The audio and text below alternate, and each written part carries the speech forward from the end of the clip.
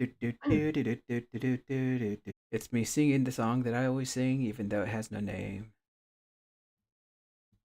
Welcome to OreAni. We are live for the 2013 fall season lineup. Yay! Woo. I need to get myself a soundboard so I can make that cool noise. Actually, does this go through if I click? Oh, cool. I can hear it. Go. That wasn't me, that was someone else. Yeah. There's Bochi Scream. So, okay. With us, as always, we got Jessica. Actually, welcome back, Jessica. We missed you last the end, right? You.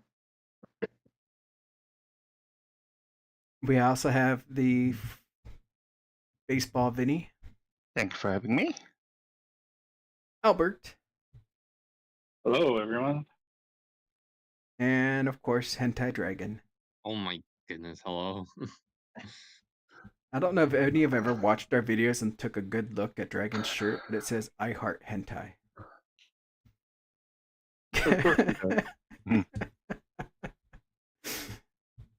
But we're going to be talking about this season of anime for just the shows we've seen. We're not going to go through everything because there's so many now. I think I have listed 97, maybe 99, 98 titles, and that's just TV shows. Well, It's not for this including. season? Yeah. I don't think that's right. Okay. But anyway, Yeah, so there's a lot. I remember back in the day when we were excited because we were like, oh, Mo, it's 44. That's so many. We're just overloaded. I'll admit probably some of these aren't like full length broadcast, or some are shorts, some maybe web things, who knows. But we got a lot to go through, and we're just going to cover the shows that we've mainly watched, going in alphabetical order. So our first title today is going to be 16-bit Sensation, Another Layer. This was actually introduced to us during the AnyFest online. Mm-hmm. So Anyplex, right? Yep. They announced the show as one of their up-and-coming titles for this season. So we kind of got an idea of what it was about. And as we watched it, it was actually really, really interesting. I don't know how many of you play eroge. Anyone? Just me? But they go over a lot of classic titles. That was mean. But he's got Canon. We saw Dokyusei, Two Heart, and they even did parodies of, I think it's called Jast. They call it Jest in their universe of the company that sells eroge. So it was kind of funny to pause it, look around, and see what shows or what games we can recognize, of course. And our show follows, I think her name was Konoha. She's this eroge lover that also works at a gaming company. And of course, she's getting sick and tired of these new edo games that are coming out where it just seem to be, cash grabs, where they're just very low budget, very simple models, very simple characters, kind of like they're trying to catch into the app games where, it's just a gotcha with a bunch of things. So she's kind of upset and she wants to go to the classic edo game styles that she loved. And so she has that conflict, but as she's going one day, she finds herself thrown back into the past, to the 1990s. And as she's trying to get her bearings about, she runs into this one company, I think it was called Alcohol Soft. Yep. And she, due to her circumstances of where she is, she tries to, I have no home, I have nothing, please let me work here. I have expertise in Edo games. I make games, I can do all this stuff, and then she soon finds out that her skills, of course, don't do anything for that timeline, especially with the computers they have. I think that what computers were they using, Vinny? Like the It's a PC98 series, which is MS DOS based, but it's catered to Japanese audience for their language. yeah, so they're using a lot of old things, and even a lot of the terms, and she's saying they're all like confused, and it's just so much fun to see her being introduced to the old classics that are now brand new for them, and also every time she tries to prove that she's a time traveler, everything she has doesn't work. You know, it's out of power and stuff, and they just make fun of her, like, "Oh, you're just a kid playing around, trying to pretend to be a time traveler." But they take kind of pity on her and decide to have her help, and she learns the skills that she needs to um, work with them in this company. And it's kind of fun as they go through and show us a little bit of like how it was back then, you know, with a limited palette of colors to make an array of colors by mixing them with their pixel art. And it's just been so much fun. We got an interesting cast so far. It's mainly been Konoha and Momoru, which is the main protagonist boy, who's in love with the 98, and he's the main programmer, while everyone else is kind of strange in their own way. But it's just been fun overall, and it's like I said, it's fun to see and learn about stuff from back in that day in Japan, because I know how it is here in the U.S., of course, but in Japan, it's a lot of this is new to me, and plus, I kind of curious to see what the how the young generation sees some of this stuff and gets confused, maybe like with the floppy drive, right? You've seen those videos, like, what is this? The save icon? So, what do you think, Vinny? Um, Time travel is, it's open as cliche, and so far there's a hope that something interesting would come out, and part of it really plays the nostalgia factor of a good old days of eroge, when seemingly every title that everybody remembers something of a masterpiece, and how graphic and the limitation of the technology kind of force them to really be creative in terms of making their stuff. Whereas nowadays, everything's so advanced that everybody just does the digital illustration, everything looks such picturesque, and I wonder if they're going to play that olden days were better kind of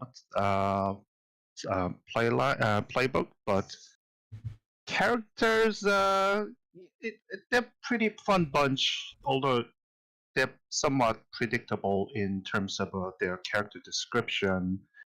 And the main character can be a bit annoying at times because she's so hyper. It's almost like looking at a puppy just chasing up the tail half the times. But being able to see how the timeline changes also affects the scenery of the same neighbor, it's always an interesting thing to see, especially for those who's much younger and who didn't get to witness some of the olden days of some of the scenes and how the technology rapidly changed. So it could be sort of a time capsule moment for those who might not necessarily be interested in the series, the storyline itself, but at least it's worth taking a look at in that angle.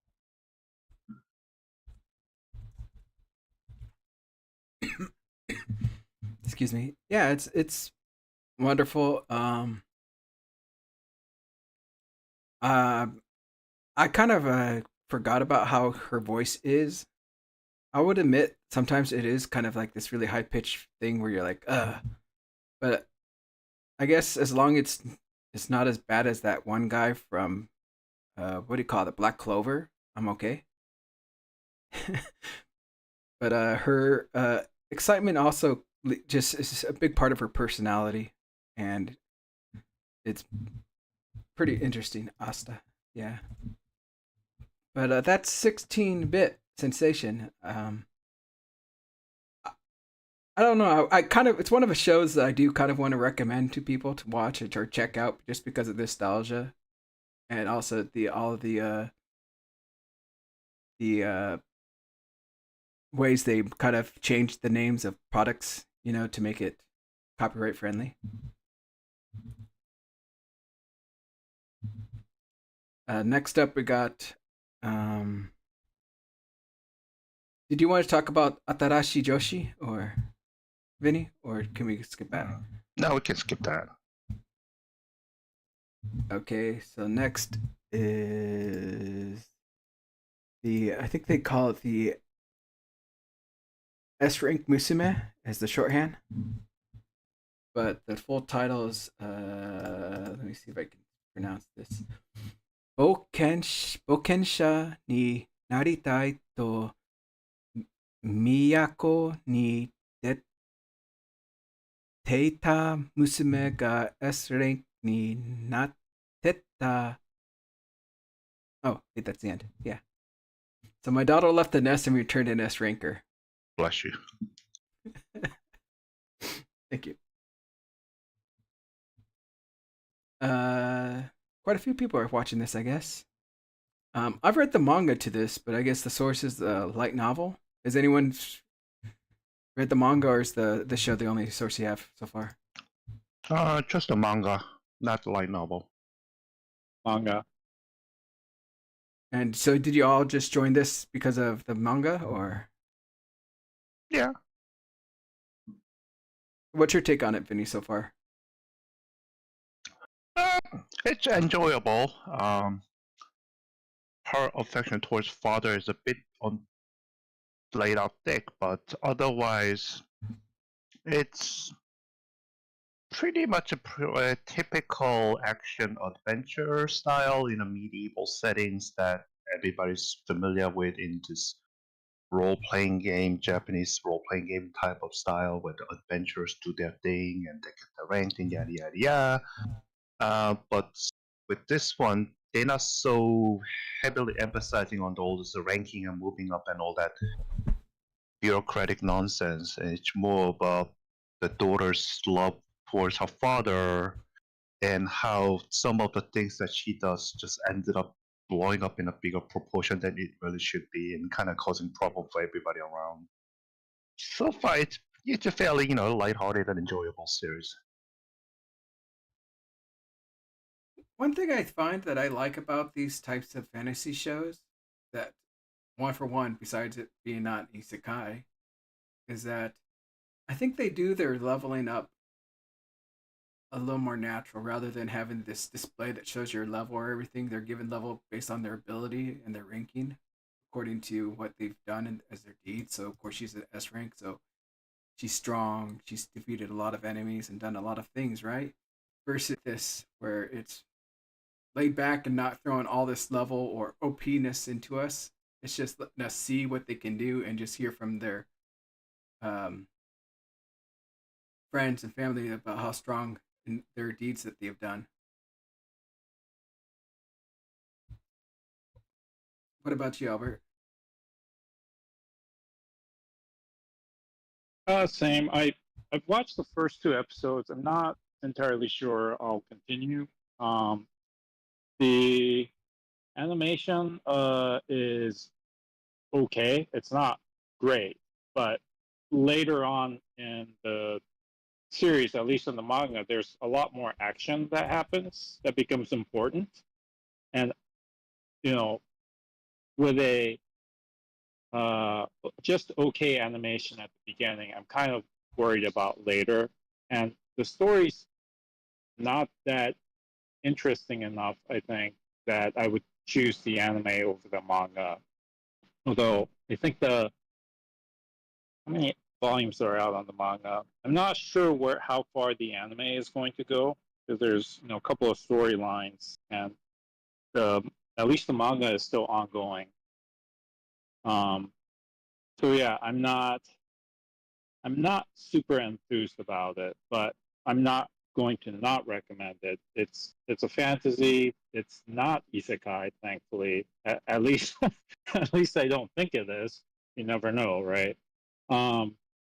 And there's she was left out in the forest when the father found her as a child, as a baby. So there is this whole thing about, well, who was her biological parents and why did they leave her like that? And from where I've read to the manga, that hasn't been really been answered, but I kind of feel that's going to play into the entire storyline overall, although I don't think you'll get to it this season. So, it's enjoyable. It's perfectly fine, but it's not great like one of the other titles. Yep, that's my opinion. Mm-hmm. I will say they've been keeping pretty well in line with what the manga has displayed, but they have downplayed a lot of the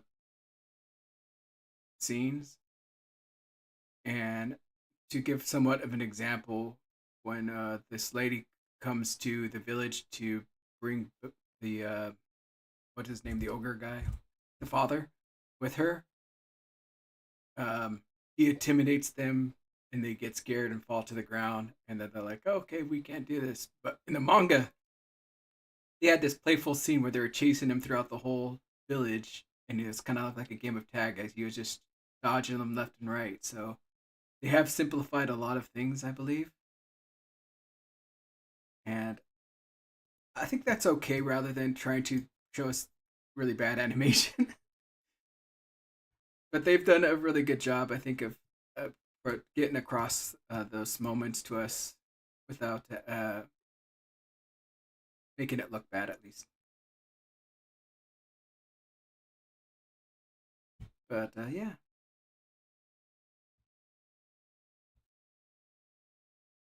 Next up is another one I've seen the manga to, but I believe this is also a light novel.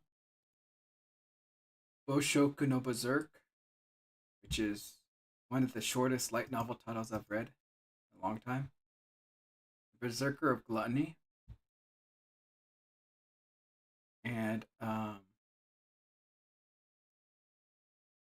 so it looks like I'm the only one that's going to be following this. I've read quite a bit of it.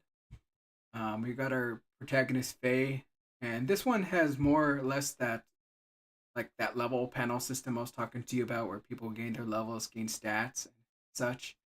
But it's vital in this story as Faye is our main protagonist, who's really, really weak and stuck at level 1. He can't grow any stronger. But he also has a special skill called gluttony. But he doesn't know how to use it. He doesn't know how to activate it. It hinders him, if anything. But then by one day, by chance, he ends up defeating something, and he gains that character's stats, and it because of his gluttony skill, and he realizes that he can become stronger by killing other things. So our journey is probably going to just follow Faye as he goes through and tries to become stronger while also protecting his love, Roxy. But it has a lot of other things going on in there. The corrupt nobles, the corrupt knights, of course, and all this other stuff that we gotta watch. This one's kind of not as exciting as I would say some of the other fantasy shows we have. But to me, it's still a little entertaining enough that I'm going to continue watching it, especially since I've seen the manga.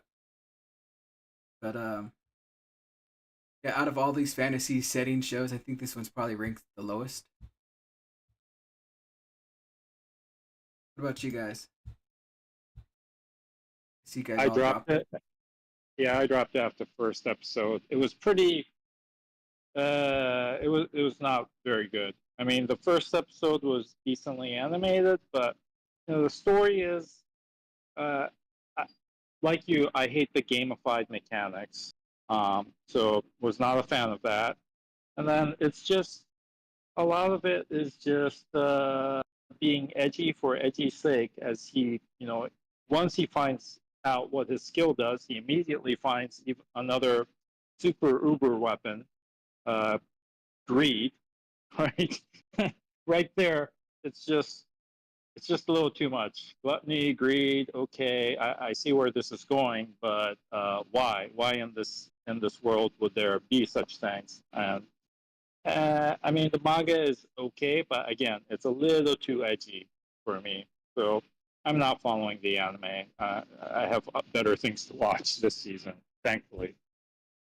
Well, the reason all that's happening is because it's Fate. Get it? His name.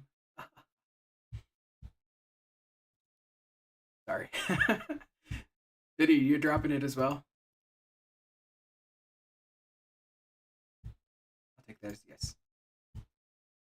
Yeah, I mean, it's like I said, it's one of the lower in the fantasy shows. If there was probably none others going on right now, it would probably be one of my top ones. But since there's so many fantasy shows this season, this one is just way down there. But it's something I could watch as in it. So I'm going to probably continue watching it. The next one, though, this one was a surprise. This was also announced during AniFest.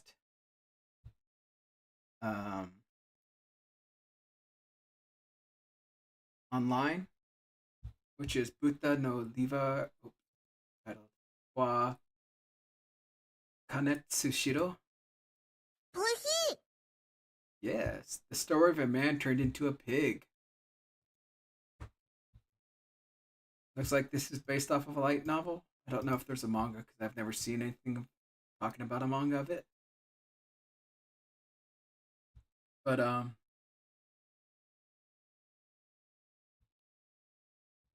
it's got one of my favorite voice actors, which is what was his name? Yotsu. Yoshitsugu Matsuoka, Yeah, that guy. the voice of This, Kirito. yeah, Kirito. Like, I hear him more as Beetlejuice Romanakanti in the show, with his ramblings and his craziness that he says. And also, a lot of people have picked out that his voice also very similar to what's his name from Demon Slayer. Oh, what the heck? Yeah, I know what. Inosuke. Inosuke. Yeah, Thank you. Inosuke. So you got those two crossovers as you can recognize his voice there. So this guy, I swear, is in every isekai right out there. So we have him as the Buta, the pig. And anyone want to start with this one? I mean, you basically covered it. It's a isekai about a man who finds himself as a pig.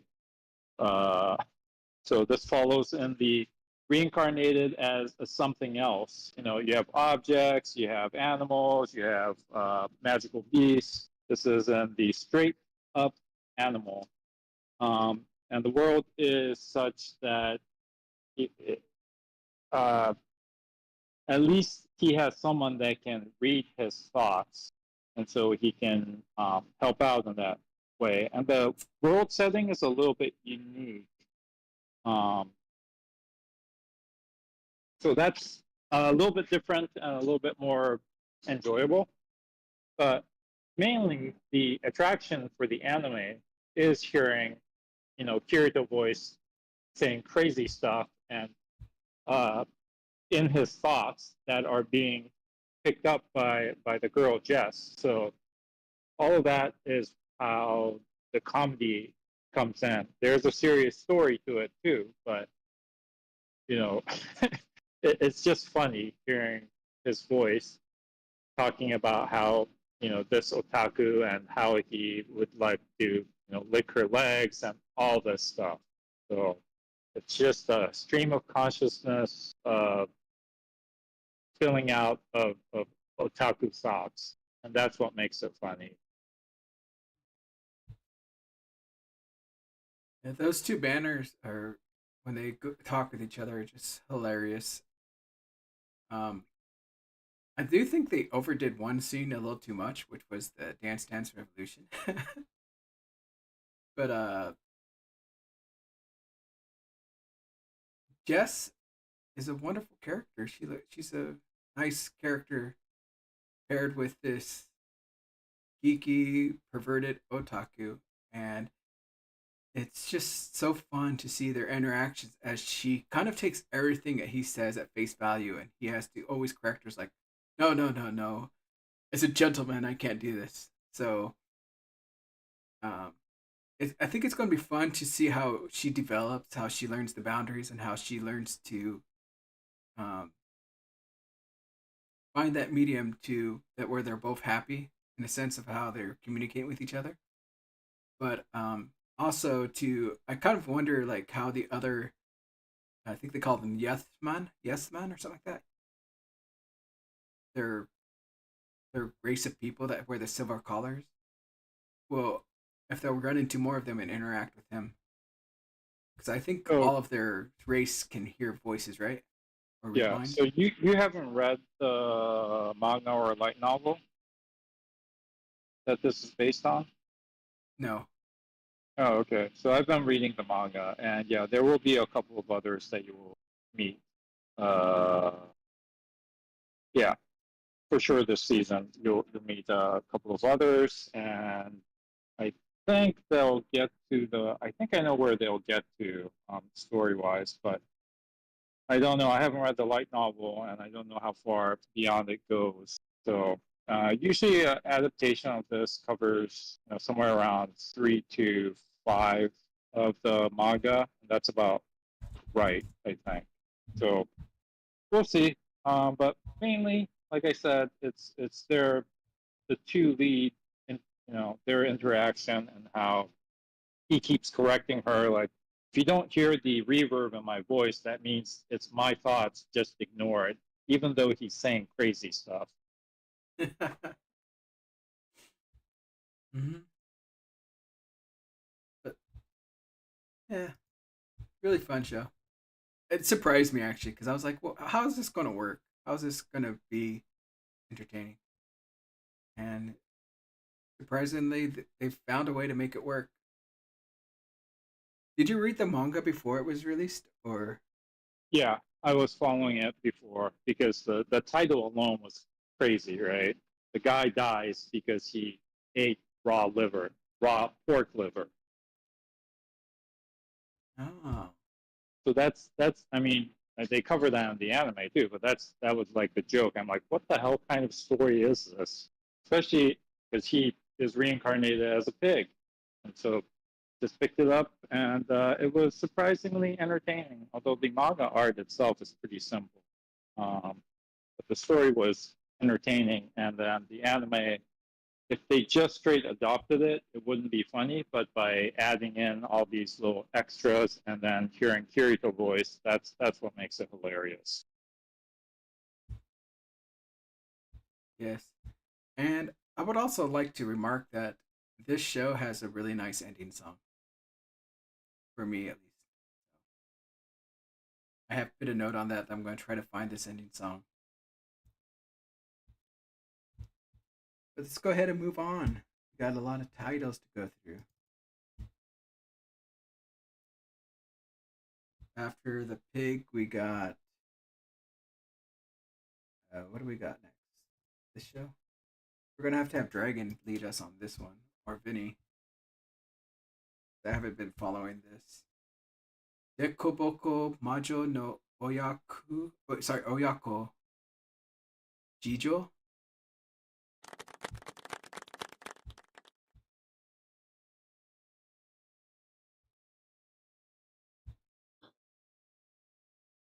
Dragon.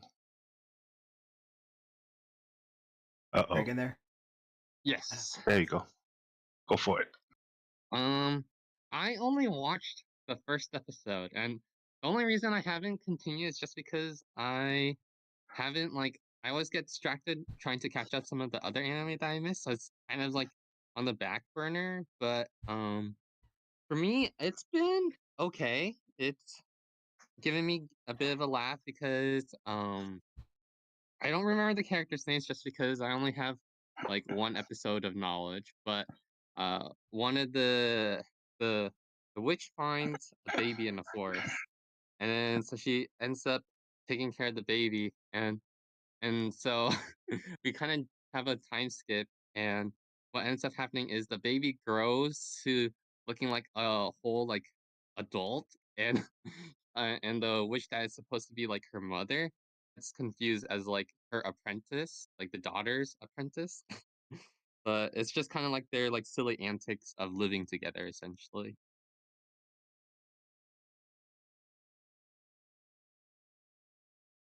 Vinny, Anything? I think you can have a better description of what it's about, but that's my like kind of vague memory of it. Right. So this series, In a Heart, is very much a slapstick comedy, lighthearted. It doesn't take itself seriously, nor does the animation style. It's very simplistic drawing, but that's really where the strength lies, because it's really never meant to be a serious type.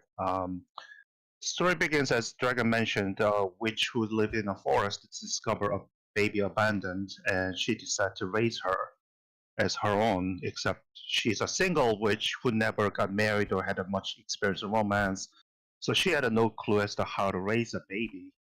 So she enlists the help of her fellow witches, who's right around the same age group. They're all over 200 years. And fast forward 16 years later, uh, the witch, her name's Alyssa, and the daughter, whose name is Viola, they go on a shopping. And a lot of times people mistaken her daughter as the mother and the mother as the daughter because the physical appearance instead of the mother is looks like a little girl, whereas the daughter looks like a voluptuous, fully grown woman. And the daughter become very protective about her mother, and she understands a little bit of hijinks. And once you go past the first episode, it kind of ventures into different aspects of the dynamics where they introduce the Viola, the daughter's rival for affection to her mother. Then there, where they introduce this elf figure who has a crush on her mother, Viola's mother, for the longest time, but he just cannot approach her willy nilly, knowing that Viola is gonna unleash hell to make sure that nobody comes anywhere near the mother. And along the line, she summoned a creature they call a phoenix, which kind of looks like, you know how the fingerprinting turkey looks like? The handprint turkeys? Handprint turkey. It's very abstract looking turkey phoenix if there was one. It's got a round head with a big fat body, with three antennas sticking out, and a little three tail feather. And it has such a flat uh, demeanor and with a deep voice. So it kind of spooks every time he enters in, and he deals with a lot of things in very nonchalant ways, like elixir of a life. He just, dishes out by either just open his mouth and just shoots at this magical beam, or he just tries to swallow somebody as a way of giving it directly. And then a lot of hijinks happens because Viola, who was born as a human, turned out to be very gifted witch with a lot of magical power. So growing up, they talk about how she was sleep summoning, instead of sleepwalking as most people do, she'll summon some kind of all kind of weird creature while she's asleep in one episode, and they talked about how to remedy that situation. Other episode deals with the mother Elisa and her friends and their hijinks. Um, it basically centers around daily misadventure of the mother and the daughter pair of the witch, and I find it to be very comical. It has a very good comical slapstick timing.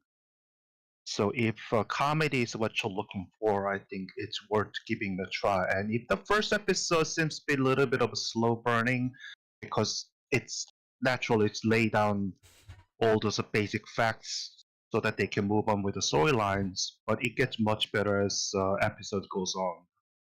I believe the last episode talks about fairy visiting them to enlist their help, and turned out the fairy does not look like your typical humanoid fairy, but it literally looks like a butt crack. And the daughter was keep pointing out, and the mother was trying to tell the daughter, don't be so rude at them. And turned out they were literally created by somebody's fixation towards a back end, and that's how the fairies shaped up to be. Which it's very funny. That episode was. So yeah, comedy, give it a shot.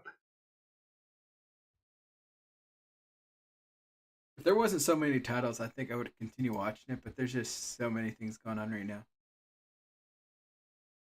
Plus, the ending has a really nice song. Long first time in a while by Angela singing. Check that out. All right, let's go to our next show. Let's see here. What do we got next? Oh, another slapstick comedy, Goblin Slayer 2. Yes, totally slapstick comedy. The only thing I have to say about Goblin Slayers 2 is make sure you watch Goblin Slayer: The Crown or whatever that movie is was released after the first season. Because when I started watching Goblin Slayer 2, they were talking about events and stuff that happened. I was like, wait, I don't remember any of that. Because I never saw that movie. So, yeah. I guess that movie actually has added stuff. I skipped it because I think at the beginning it did a recap of what happened in season 1, so I thought the whole episode was a recap, so I didn't bother to watch it. And yeah, that was my bad. Have any of you read the manga? I have not. Just a few volumes. So, Goblin Slayer, I think right now, the arc they're telling was the latest arc that they released in the manga form, at least as far as I've read. I don't know if they've started a new arc, to tell you the truth, because it's been a while since I've checked into Goblin Slayer. But like I haven't seen that movie, so I don't know. But I feel like they've skipped so much. But then again, I don't want to say anything too much because they've done this before, where they've rearranged the story. Like in season 1, they had the ending part where they defeated that Goblin Lord or whatever it was. Happened after they went to the capital, but in the manga, it was done in reverse order. So I don't know if they're just holding off on certain aspects of the story and then going to show it to us later. So I don't want to say too much or ruin anything for people who haven't read the manga and want to be surprised. But there are some things that do have happened in the manga that I was kind of sad that I didn't get to see. But other than that, this anime still continues to be very dark and gritty.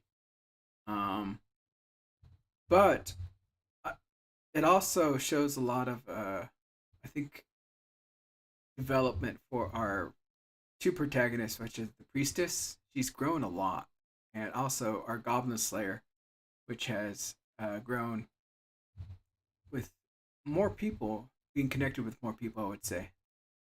So it's kind of seeing how these two have gone throughout their journey of basically just surviving the next day, facing goblins, and how everything seems to be decent. I'm not going to say great because of all the stuff that's still happening in the story right now, but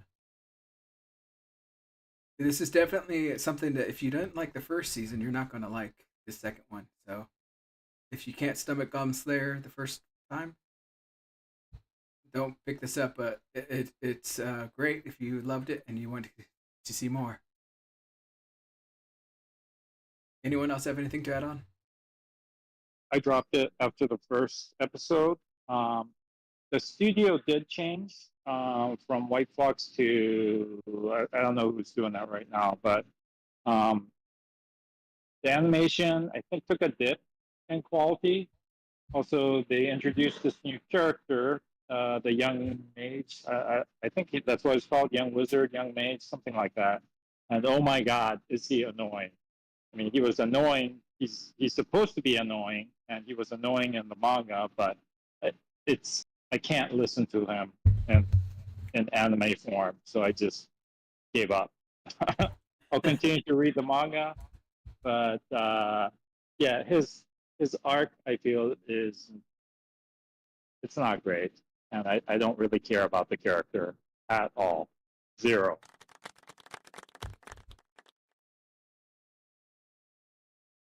All right. Um, let's see what we got next. Maybe we're gonna have Jessica tell us about this show. Let me see if I can put this out a card. Metsu. The Kingdom of Ruin. Hametsu no Okoku. Yeah, I don't have a whole lot to say because I only watched one episode and I haven't. It was one that I didn't feel the pressing need to watch episode 2 right away, and then before I knew it, it was our call, and I've still just watched one episode. But it's a fantasy manga, or sorry, a fantasy anime. There's no isekai, no truck-kun, no reincarnation BS. It's just a straight fantasy world, which that's good. Where I think God created God created witches first. And you could kind of make the equivalency of the witches acting like angels, where they have magical abilities and they're supposed to serve humankind and make life easy for human. And then God created humans, and for whatever reason, the emperor decides to declare open season on witches because it's not fair that witches have powers. And I was kind of not really sure on that because if you've got a religious society that believes this stuff, you can't just declare uno reverse on centuries and centuries of scripture and dogma and have people be okay with it. So I'm hoping that the whole conceit of the show will make more sense when I watch further episodes of it. So I'm not dropping it, but I also wouldn't say that you have to watch this right away because it's kind of it's a little iffy for me. So I saw the first 2 episodes, I believe. I haven't seen the third one. But I thought this show would have a high ranking, but it's kind of dwindled for me in the excitement of it. Um, this show, I swear, was so flag heavy in the first half. I was like, oh my goodness, something's going to happen here with everything that was going on. But I would say this show it became really brutal in the end of that first episode, and I was kind of excited to see where the next episode would go with him and what and and I have to admit that as I saw the next episode and such, it deflated it. It did. A lot of the stuff he was doing didn't make sense, and just certain stuff just didn't flow with me right. So I don't know. Maybe there's something bigger picture or something that I'm missing. But just I'll admit I was doing some art at the same time I was watching this, so I kind of missed out on some information. But to me, it doesn't seem everything's like fitting into place, and so it's kind of also made me not want to check into this as well as much as I would have wanted to at the beginning. Mm-hmm. But yeah, just plus I don't know, it just shocks me with how, like, I can admit, like, with technologies you can do a lot of things, but the stuff they're doing, I think I'm like, come on. It's just it's just a strange show. I don't know how I want to rate it, but I might watch a few more just to see where it may go. But so far, it's also one of the titles that I'm kind of going to be dropping because it just doesn't. That hook that got me at the beginning kind of fell flat. For me, Well, at least. third episode kind of explained some of the contradiction that was brought in on, as pointed by Jess, that if the witch is something to be revered and beneficial, why are they going out of their way to hunt them down? Well, the third episode kind of fess up as to that effect that they really loyally screwed up and publics really don't know about it, but we are pretty much screwed at this point. So there's a hook there. Yeah, I'm gonna keep watching it, but the problem with creating a fantasy world is that you really have to work on the world building. And it's okay to keep a couple cards close to your vest if you want to reveal them later, but the world has to make sense from the get-go. And I'm feeling like there's a lot that I'm missing in this. Is this one based on a light novel or anything? Because if there is no source material, if this is a brand new IP, I feel like they've kind of haven't they've dropped the ball on world building a little bit. So it says the source is a manga. Okay.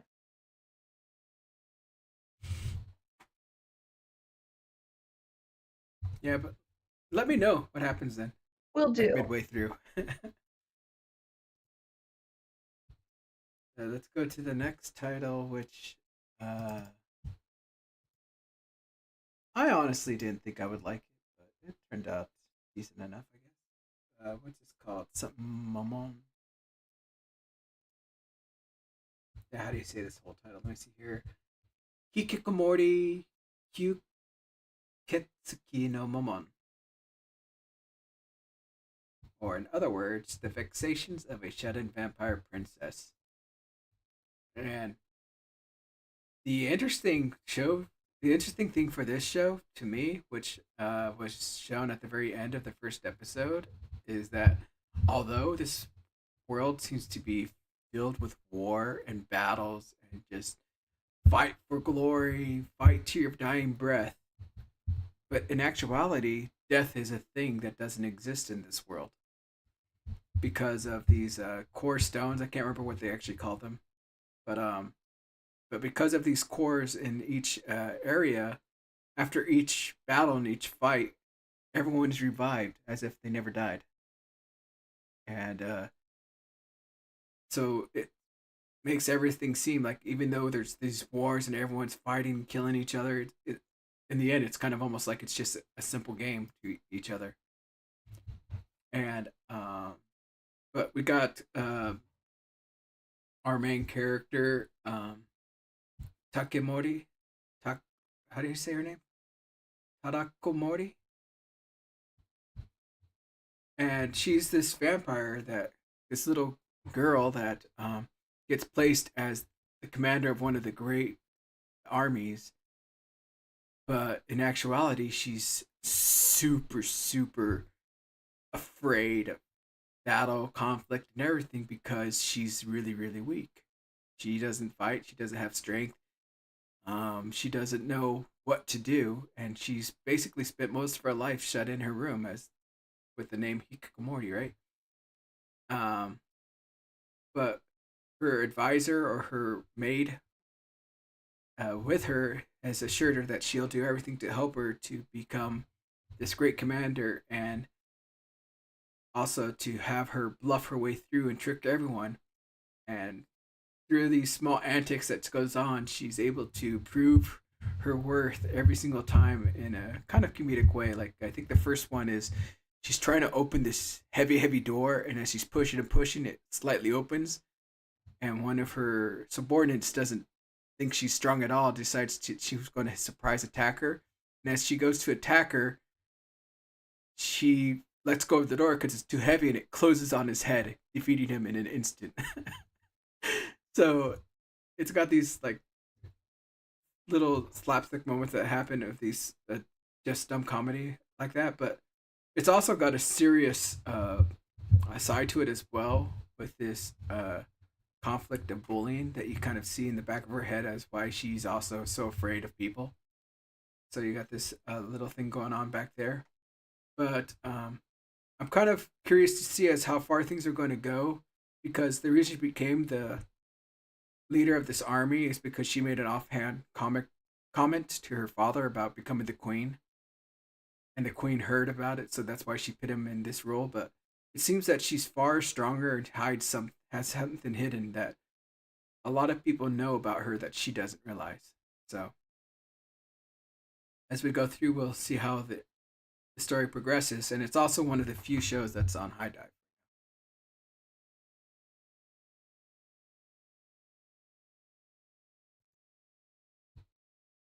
Oh wow, you guys are all watching it too.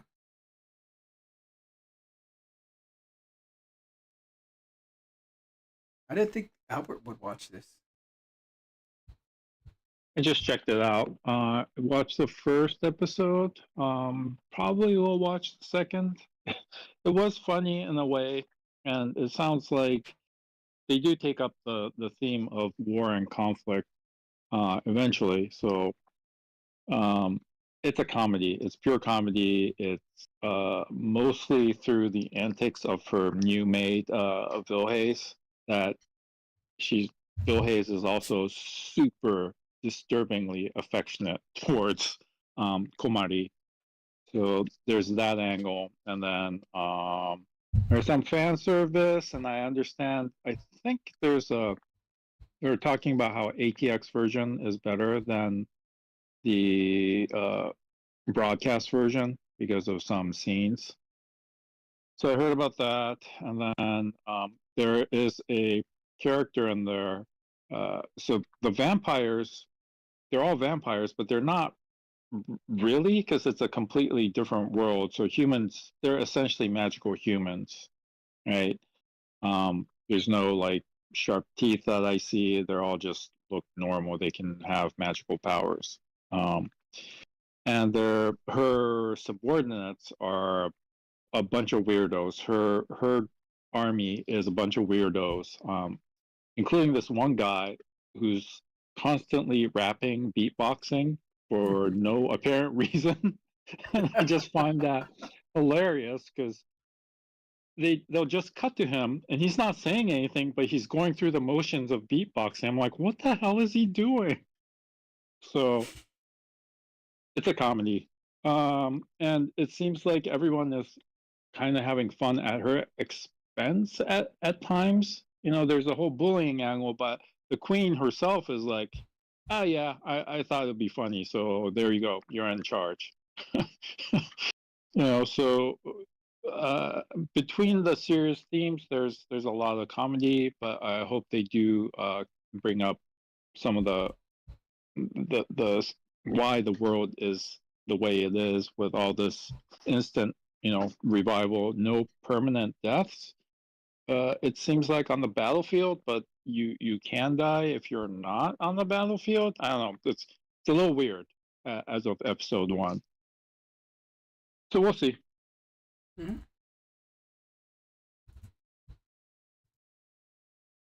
All right. And let's see here. Next up is I kind of gave up after season 1, but we'll hear what you have to say about it.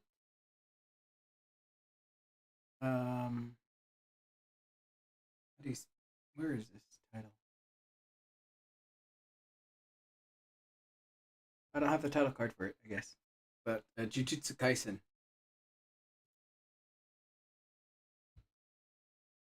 Did you want to talk about Jujutsu Kaisen season 2? Jessica, do you want to start? It's really freaking good, and you should watch it, you heathen. It goes into ghetto, and I'm forgetting the name of the guy with the super duper cool eye power. Wait, It's Gojo, Gojo. right? Gojo, yeah. Sorry, COVID makes me dumb. Anyway, it the first half of the series, maybe the first 5 or 6 episodes, is about them in high school, and it shows Geto's downfall into the monster that he would ultimately become. My only criticism with it is I feel that he goes from zero to omnicidal maniac a little too quickly towards the end. I would have liked another episode to kind of let that breathe. But it looks good, animation's top notch. If you like shonen, you really owe it to yourself to watch this.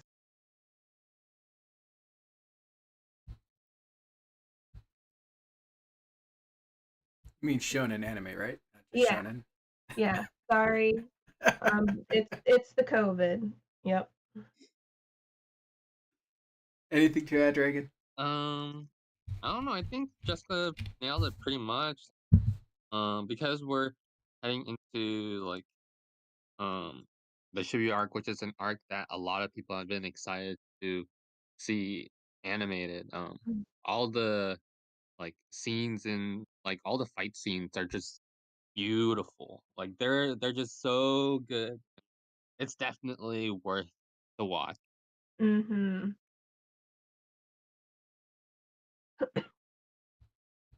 All right. Next up is a show I absolutely love, Eminence of the Shadow, season 2. I believe they broadcasted the first few episodes at a convention last season. So they had some people got a sneak peek of that. But yeah, the Eminence of the Shadow is just continuous where it left off from 2 seasons ago. And I will have to say that they've changed a lot compared to the light novel and the manga.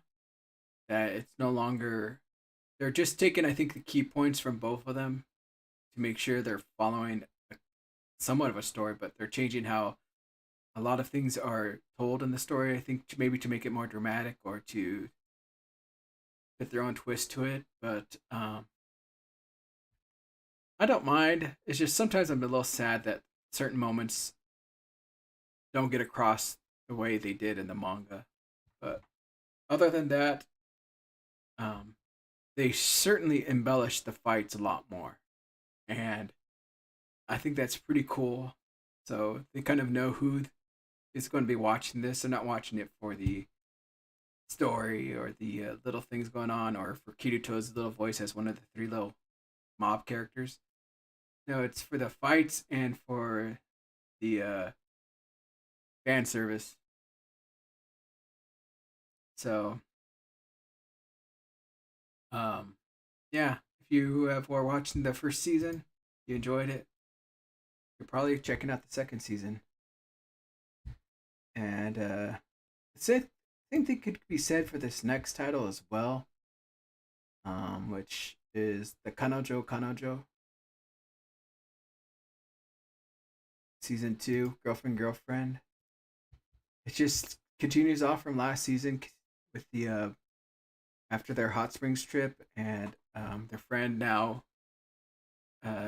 realizes everything's going on, but we also got a little more story on her, so things are now getting a little more complicated. But we also got introduced to this new little sister character, and oh my god,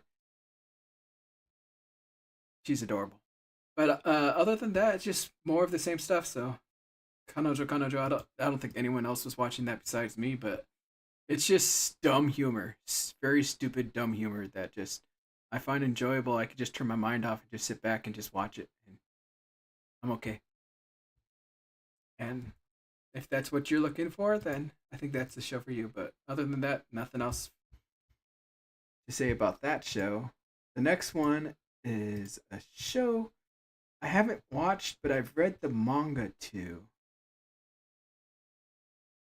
Let me see if I can say this right. Keiken Zumi na Kimi to Keiken Zero na Ore ga Otsukanai Suru Hanashi. And it seems that Albert's the only one who's seen any of it. Really? Okay. So, this is supposed to be a rom-com, but I'll just cut to the chase. It's not very good.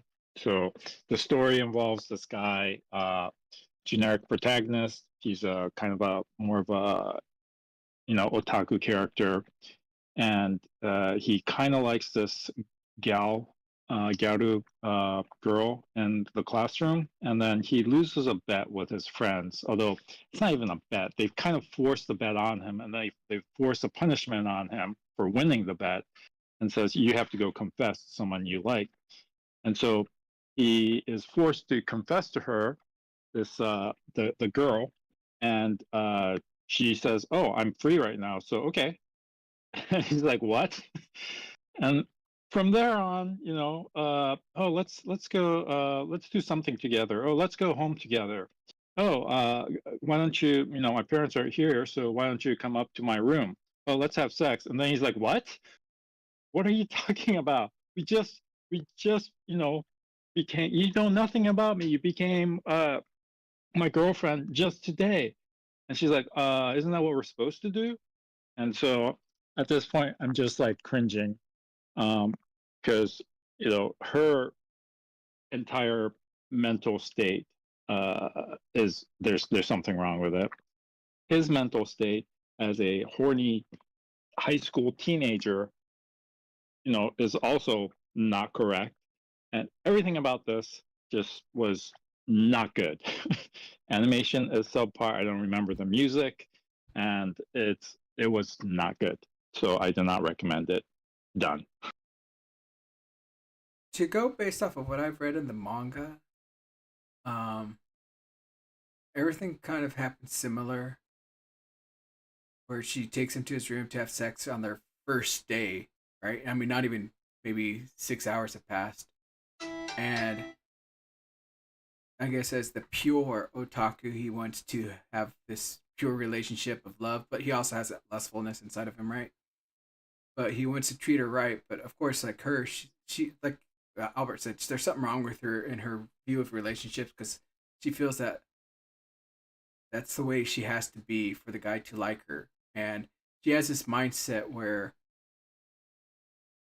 once she finds someone that she's going to be with, she'll devote herself and give her everything to him. That's why she ends up basically having sex with them.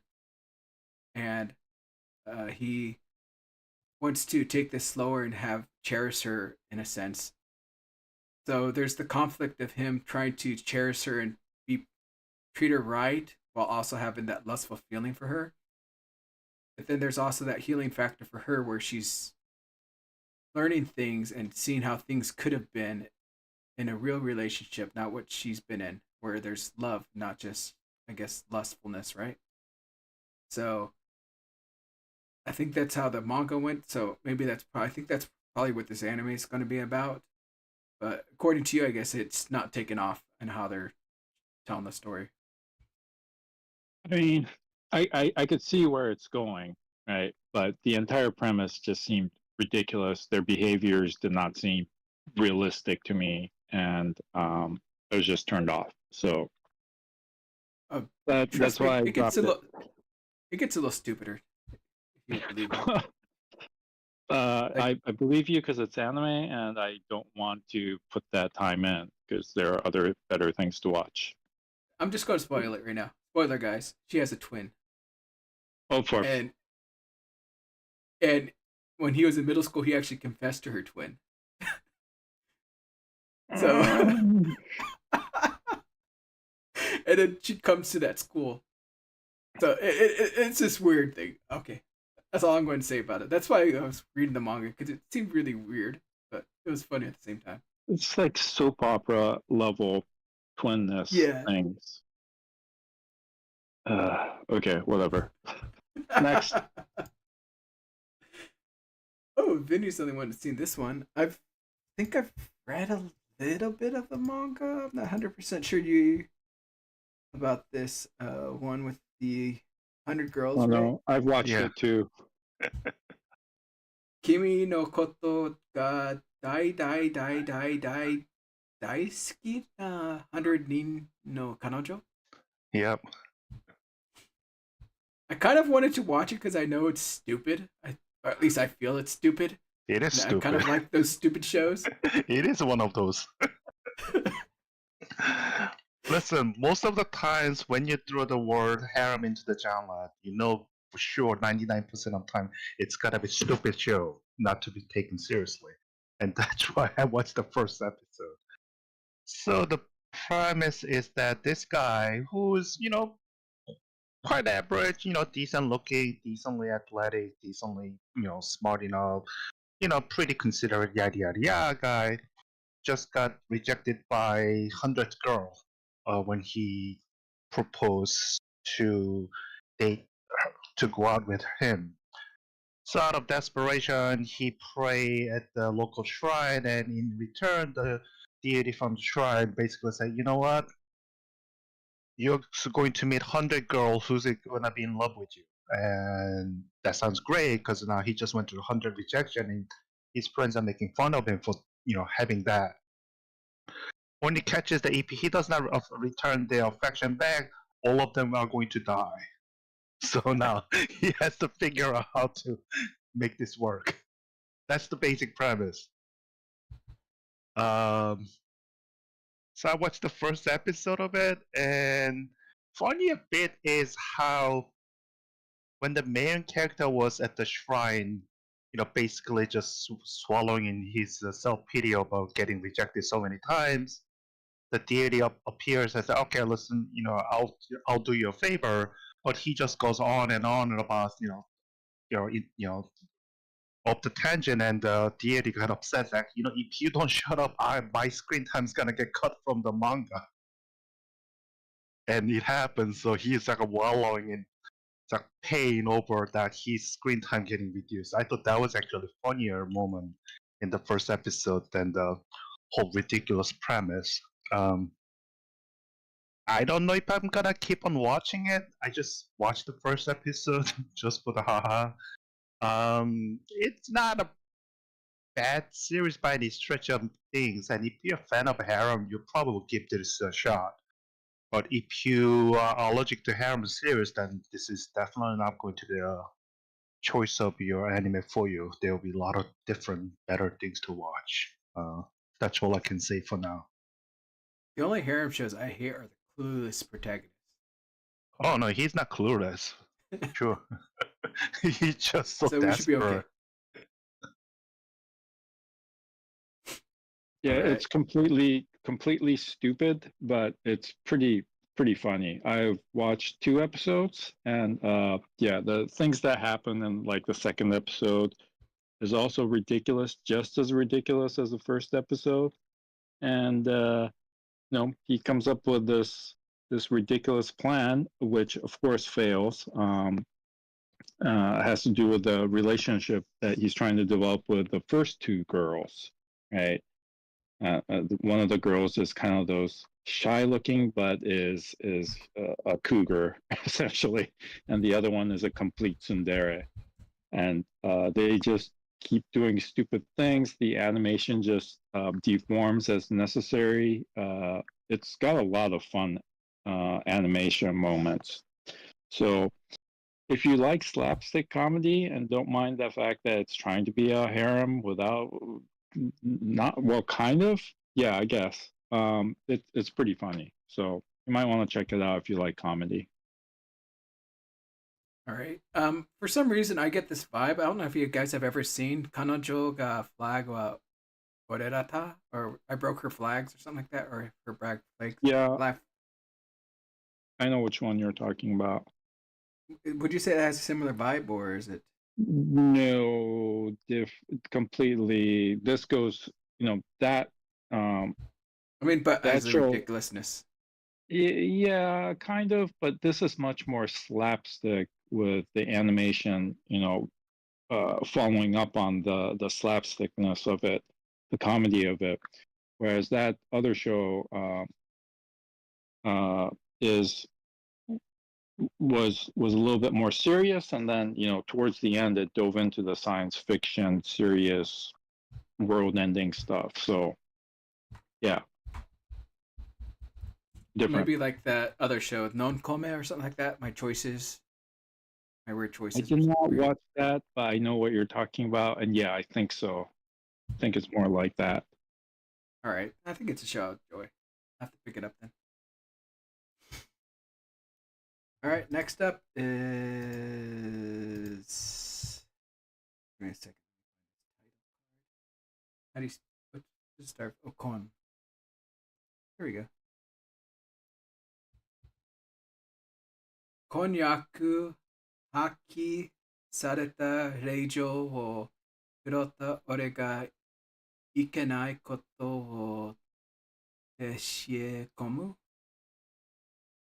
Or I'm giving the disgraced noble lady I rescued a crash course in naughtiness. Jessica? Seems you're the only one that's caught up to it. Oh, you want me to talk about this one? Okay. Let's see. It's a fantasy anime where a Cinderella-like princess gets thrown out of the castle, charged with a crime she didn't commit. She escapes into the forest and happens upon the Demon King, who takes pity on her. And when he finds out how horrible her life experiences have been and how much she's missed out on life, he decides to make up for that. And so the word that they keep banding about is ikenai koto, and it got translated as naughtiness, which has kind of like this pervy sexual connotation in English, but that's not really what they're talking about. In the first episode, he goes and buys every dessert under the sun for her to try these desserts. And so basically the ikenai koto is more like stuff that she missed out on, little indulgences, or maybe spoiling her would have been a better word choice than naughtiness. Unless it goes that way in later episodes, I don't know. But it's just this cute little show. It's funny. I'm enjoying it. It's a nice palate cleanser, I think. If you are watching some heavier stuff, it's just easy breezy, lighthearted fun. So I would say check it out if you're on the fence, but it's not gonna blow your mind or anything. Maybe Albert can weigh in on the translation a little bit and why they chose naughtiness instead of something else.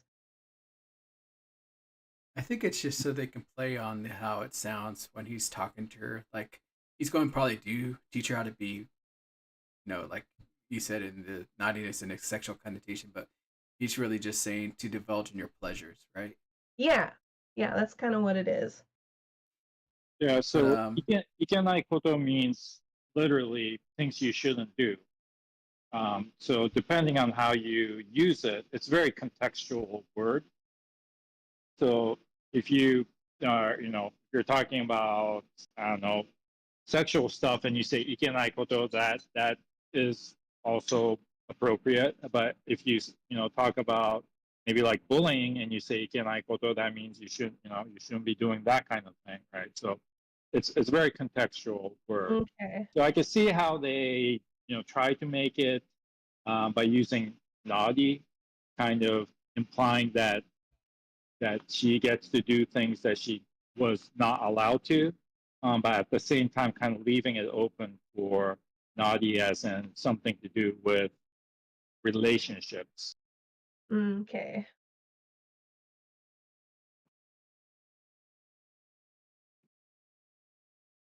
yeah, it's an interesting show, I would say. It's got Sugita, which I love as a voice actor. It's in quite a few shows, I think, this season.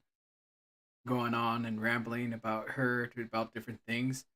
But the thing I loved the most about the show, rather than um, her pureness and her learning these things, it's how he kind of twists her arm into divulging into these things and the extremes he goes to. It's not like a simple you should do it, you should do it. It's like I'm gonna die in 5 seconds if you don't do this thing.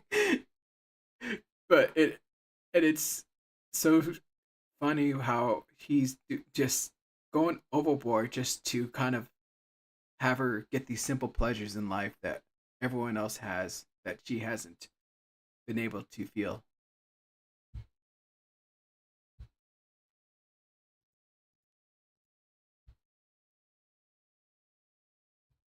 Other than that, the next show everyone's watching. Oh, nice. I'll admit, Vinny's the one that brought this to us. I was kind of on the fence on if I should watch this or not, but then Vinny was like, "You got to see it," and I was like, "Okay." Which is the Kisuria no Hirogoto or Hitorigoto. Sorry, the Apothecary Diaries, which I believe is a light novel. There's also a manga, right? Correct. And Multiple mangas. I believe Vinny says he's read the manga. Mm-hmm. So, all I have to say is I was super confused on what this show is going to be by watching the opening. I thought it was some kind of idol show. But the show has been really amazing. Anyone else? Anyone want to take a lead on this? Go for it, Jess. Oh gosh. Okay.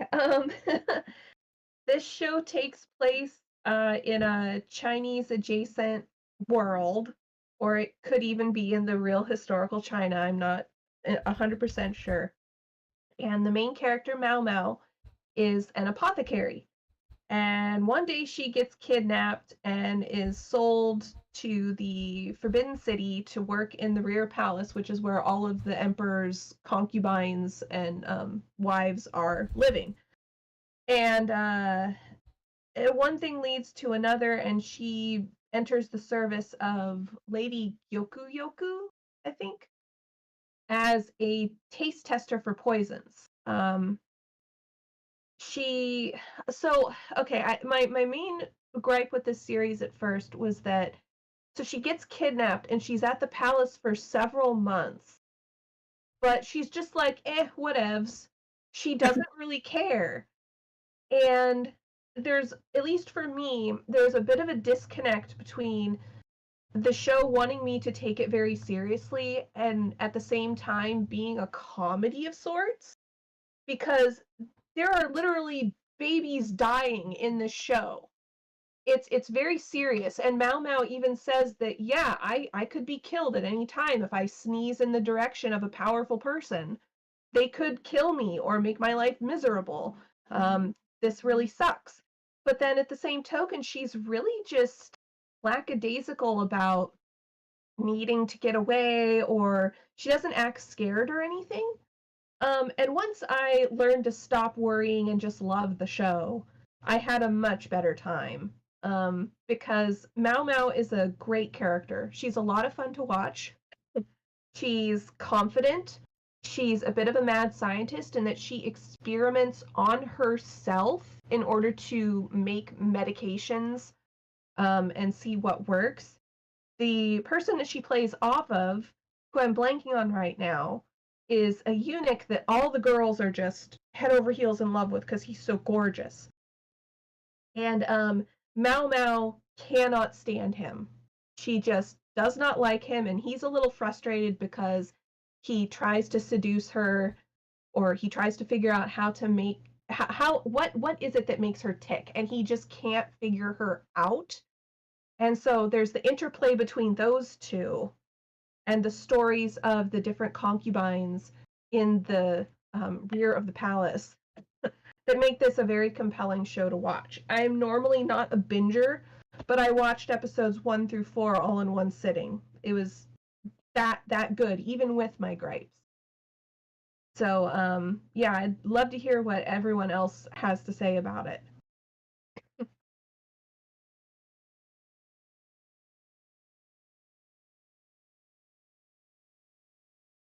Okay, so my take is that I have been reading one of the manga.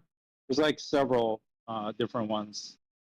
I have not read the light novels. I really enjoyed it.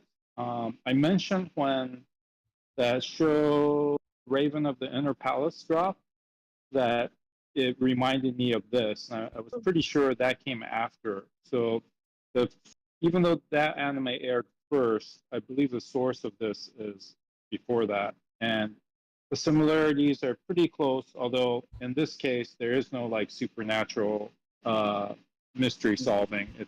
This is rooted in the real world.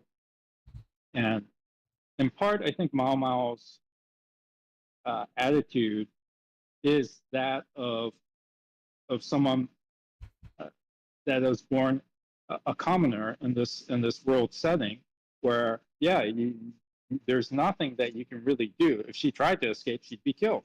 Done. So she's gonna have to serve out her years of servitude and survive that way. Meanwhile, she doesn't want to give her kidnappers any extra money, so she pretends she can't read or write, which is also her downfall. Because she could read, she was tricked into revealing herself, right? So it's gone pretty far, and I know things that happen, but the world is pretty well set up. She's definitely a strong female lead, and I love that Yuki Aoi is voicing her. I think she's been great in this. Things I don't really care for this adaptation. I think they use her chibi form too much. Mm-hmm.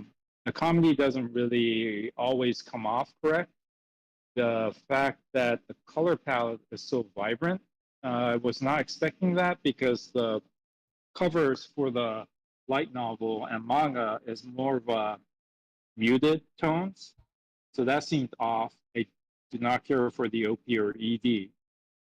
But having said that, I think it's a very, very strong show for the time being. I don't know how it'll hold up over the season, but it's definitely something that I would recommend people check out. I would like to also mention the animation is that while it's not flashy, there are tons of little moments in here that they put some extra time and effort into that blink and you miss it type stuff, but it really adds to the richness of the anime. For instance, the way their hair moves when they walk. There's a section where Lady Gyoku laughs, and it looks so natural because they just went a little bit further than an ordinary animation team would have gone. So yeah, it looks color palette aside, it's gorgeous. The backgrounds too, you really get a sense of the wealth and the opulence of the inner palace here. So yeah, good stuff all around. It's interesting that you mentioned that animation, because I noticed a few things too. Like, I think in the latest episode, there's a scene where she was waving her friend goodbye, and the movement of her hand was just so, Yeah, like, it took me by surprise. I was like, I don't think I've seen a fluid movement like that in a lot of animes, especially for such a simple gesture. that's exactly what I'm talking about, is that it's little tiny gestures that get the red carpet treatment. There's another scene where she curls up on a divan, and just the way that she kind of curls up into herself, it looks so fluid and smooth. And you're just going, I mean, I appreciate it, but at the same time, why? Why did they choose that as where to put all of their budget? There's another scene where a concubine is reunited with her childhood friend, and it's just maybe 2 seconds of them in the carriage, and she hugs him, and you can see the passion that she has for him in the way that she hugs him and is animated. And this is two characters we're probably never going to see again, but they just nail the emotional truth of that moment so hard that I may or may not have teared up at that point. You can ask my cats if I did, but they're liars. So yeah, I have good things to say about this show. For me, I think it might be anime of the season. All right. Vinny, do you have anything to add? Because you were looking forward to it, just like I was. Yeah, I guess I'll add a few things. Yeah, when they made an announcement this was actually going to be animated, I was pretty psyched. And if you guys remember, when the other series was running, the one that Tank likes to belting out the opening song every now and then, I the griped reboot about of the that. Inner Court. Yes, I griped about how I'd much rather see this series over that series animated. Um, and I wasn't disappointed by that.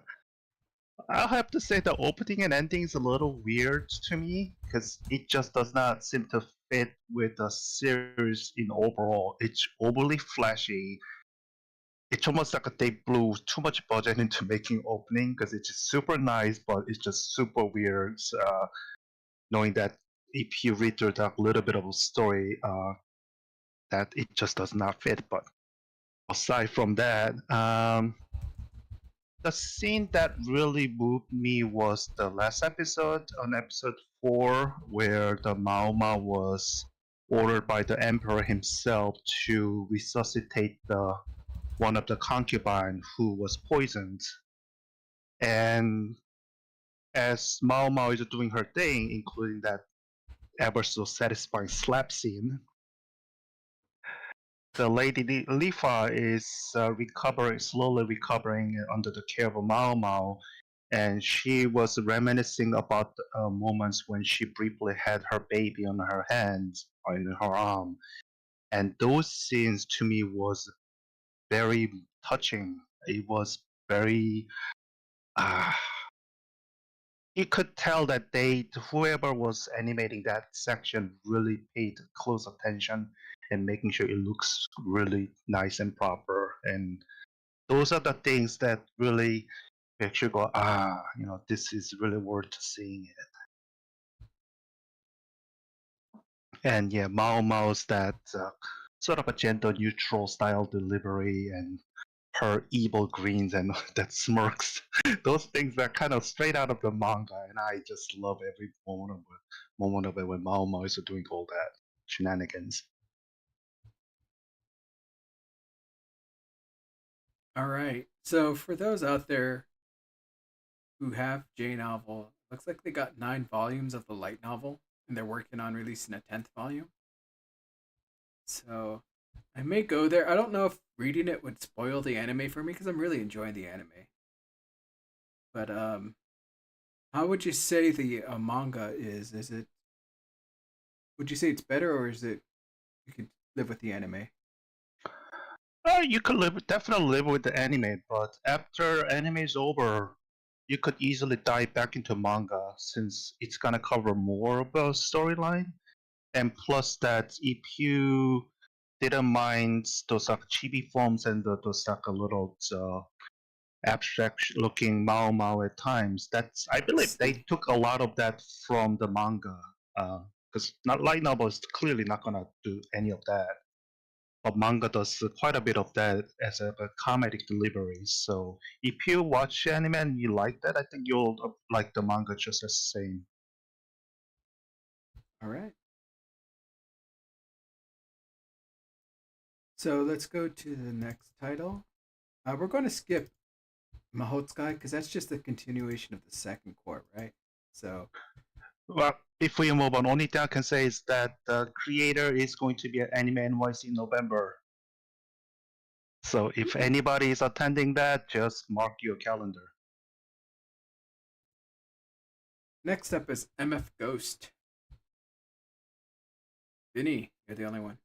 Yeah, I was a bit of captive audience and watched it. It's basically the sequel to Initial D, the street racing.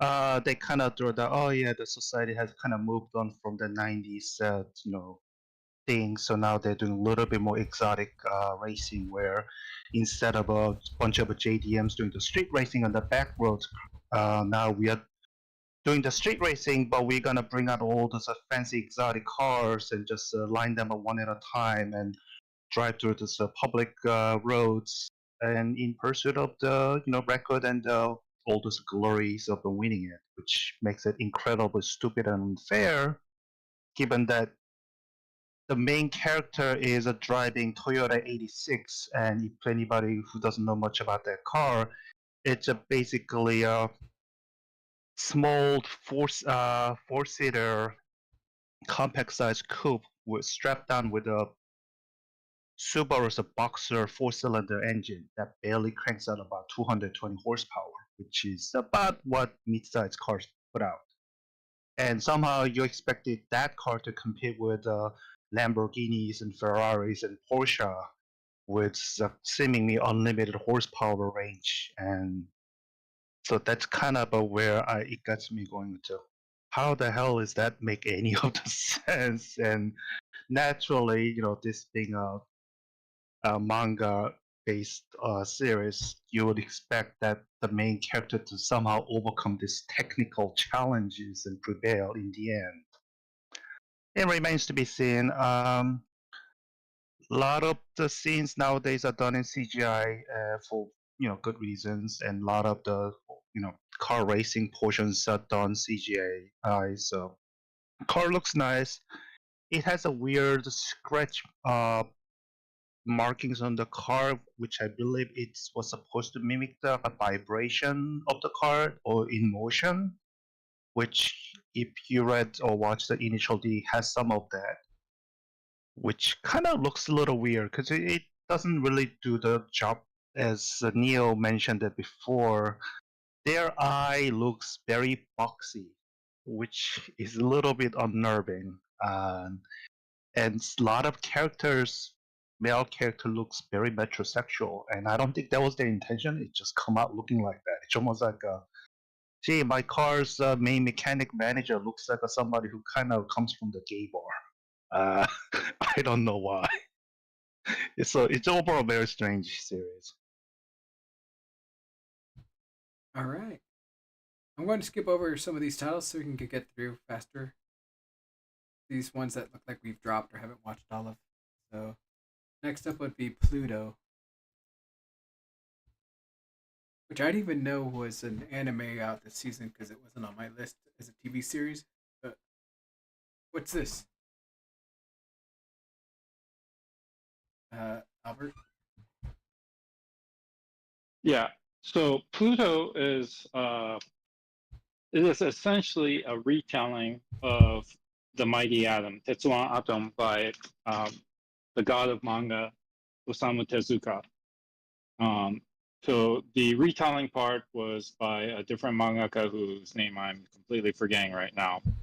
But it's set in that world. There is Atom, but this is a Netflix anime. It just dropped on the 26th, all 8 episodes. However, each of the episodes are like a double length. In fact, the premiere episode was, I think, over an hour. So almost 2.5 episodes. And Adam doesn't even show up until the very final C part.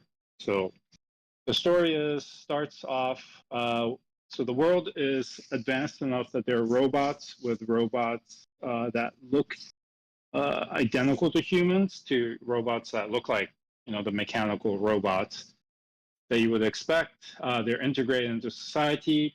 Robots have relationships with other robots. Robots have relationships with humans. And all of this has happened pretty fast.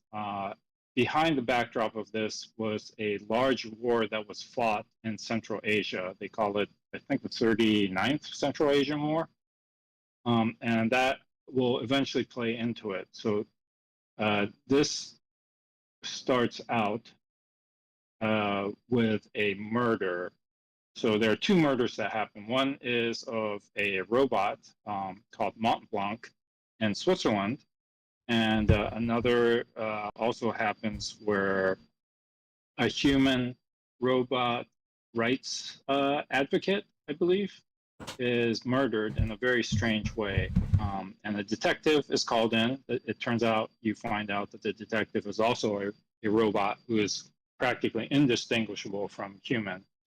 And his name is really hard to remember and pronounce. I'm not going to even try it. It's a German name. So the S is a Z, and there's a couple of pronunciations. Anyway, so he gets called in, and he starts connecting. This seems not related, but there are clues that there's a connection. So both of these victims were found with something that resembles horns stuck to where their heads would be. So it looks like the victims have horns. And from there, it becomes a murder mystery. And eventually he figures out that the 7 most advanced robots of this world are being targeted. So in the first episode, Mont Blanc's death triggers this investigation. And in the second half of it, there is another robot by the name of North N2, North number 2, that was a combat robot. Now, the robots cannot harm humans. So, well, I don't know about harm. They can't kill any humans by their programming, except for this one robot that they found. But the setting is, kind of, they have Asimov's 3 laws encoded into them, into their AI system. And the entire time, he's trying to figure out who could have done the killing of the robot that, very advanced, very powerful, right? So it has to be as powerful or more powerful than that. So it must be a robot, you think. But at the same time, there are these human murders that appear to be done by someone leaving absolutely no trace. There's no DNA evidence. There's no hair. There's no, skin samples. There's no smell, nothing, which leads them to suspect a robot, but that's not possible, or is it? Right? There's only one exception to this. So once the events start cascading, he starts to get in contact with the other advanced robots, and Adam is one of them. So at the end of episode 1, the detective was a robot, and I believe he's also one of the 7, goes to talk to Adam. And they apparently all share this history of having been involved in the Central Asian War and something that happened there. So there's this shared history, even though they might not have directly met each other, there's this shared history, and it's a really intriguing show. So I was sold on the first half, just watching the first 30 minutes of it, and then the second half began, and it's completely different in tone.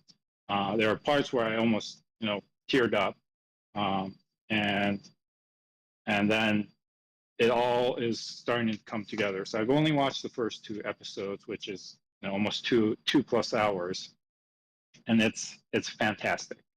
So I cannot recommend it enough that you go check it out. Sorry for the ranting. Nice.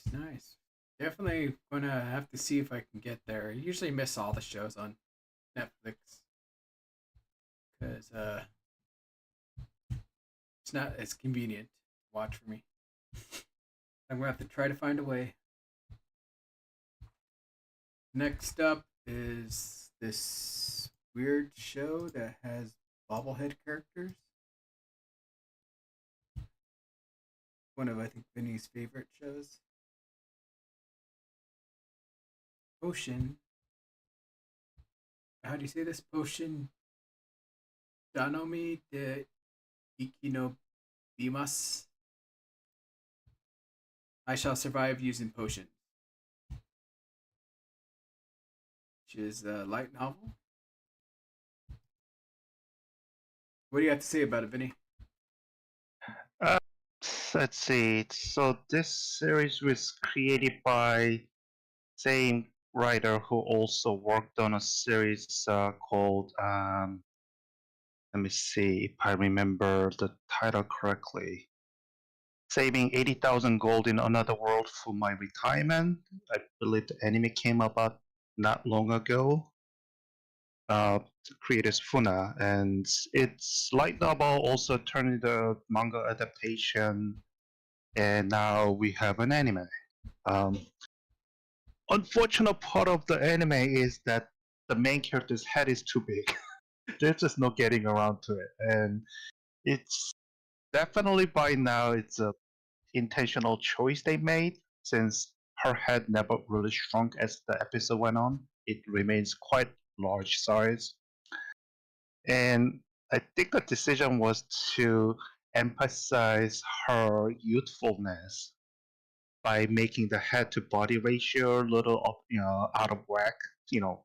Since general consensus that the child has a larger head to the body ratio compared to the grown adults. I think they took that a little too far, so her head is almost disturbingly large.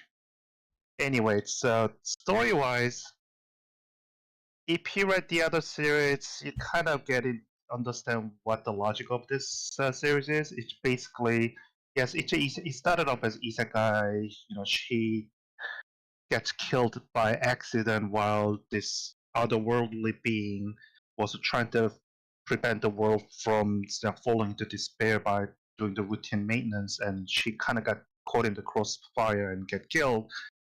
And that otherworldly being want to make amends by letting her accidentally die, and basically told her that we cannot bring you to the original world because you're already buried and they already did their pieces, so you can come back. But I can send you to another world if you choose to. And he said, and she got the premise that if I go, can I have a little cheat ability that I always hear about from the light novels and whatever? And they say, yeah, sure. So the ability that she chooses is that she's able to create any kind of potion over her liking in any effect in any of the container that she can imagine. And plus she got the little extra concession out by letting her to be a friend to this otherworldly being who's governing this new world, who's been worshipped as a goddess. And so she come about. And then she realized that, well, now I got basic needs sorted out by that. I can sell the potions in this world, like a typical adventure fair, make some decent living out of it, and I'll be all good. Then she realized that this medieval-looking world does not have what she's looking for. That there's no real magic, and there's really not much of potion making, which kind of put her motion into out of us. Well, her plan just goes out the window by having all that problems. So she's trying to figure out how to navigate it through, but as usual, her potion created a ripple effect that she did not foresee, and the little idyllic world living that she's always thinking about never really come to fruition because she's overpowering character, just the one with the potion in this case. So it's it's a light adventure, bit of a comedy, a little bit of drama, and I could see that people who's kind of seen too many of the isekai series, this is not gonna be their top choice, simply because it's not the greatest looking series out there, and the story can be a little convoluted because it likes to set the basic rules in it likes to set a lot of rules from get-go, which kind of can be very overwhelming. With other series, you just throw the overpowering character and let the character loose and do their own thing. Whereas in Funa series, they like to set all those nitty-gritty detailed rules first before they let them go, and so it can be a little bit bogging down at first, but once it's starting to move along, it gets easier to watch.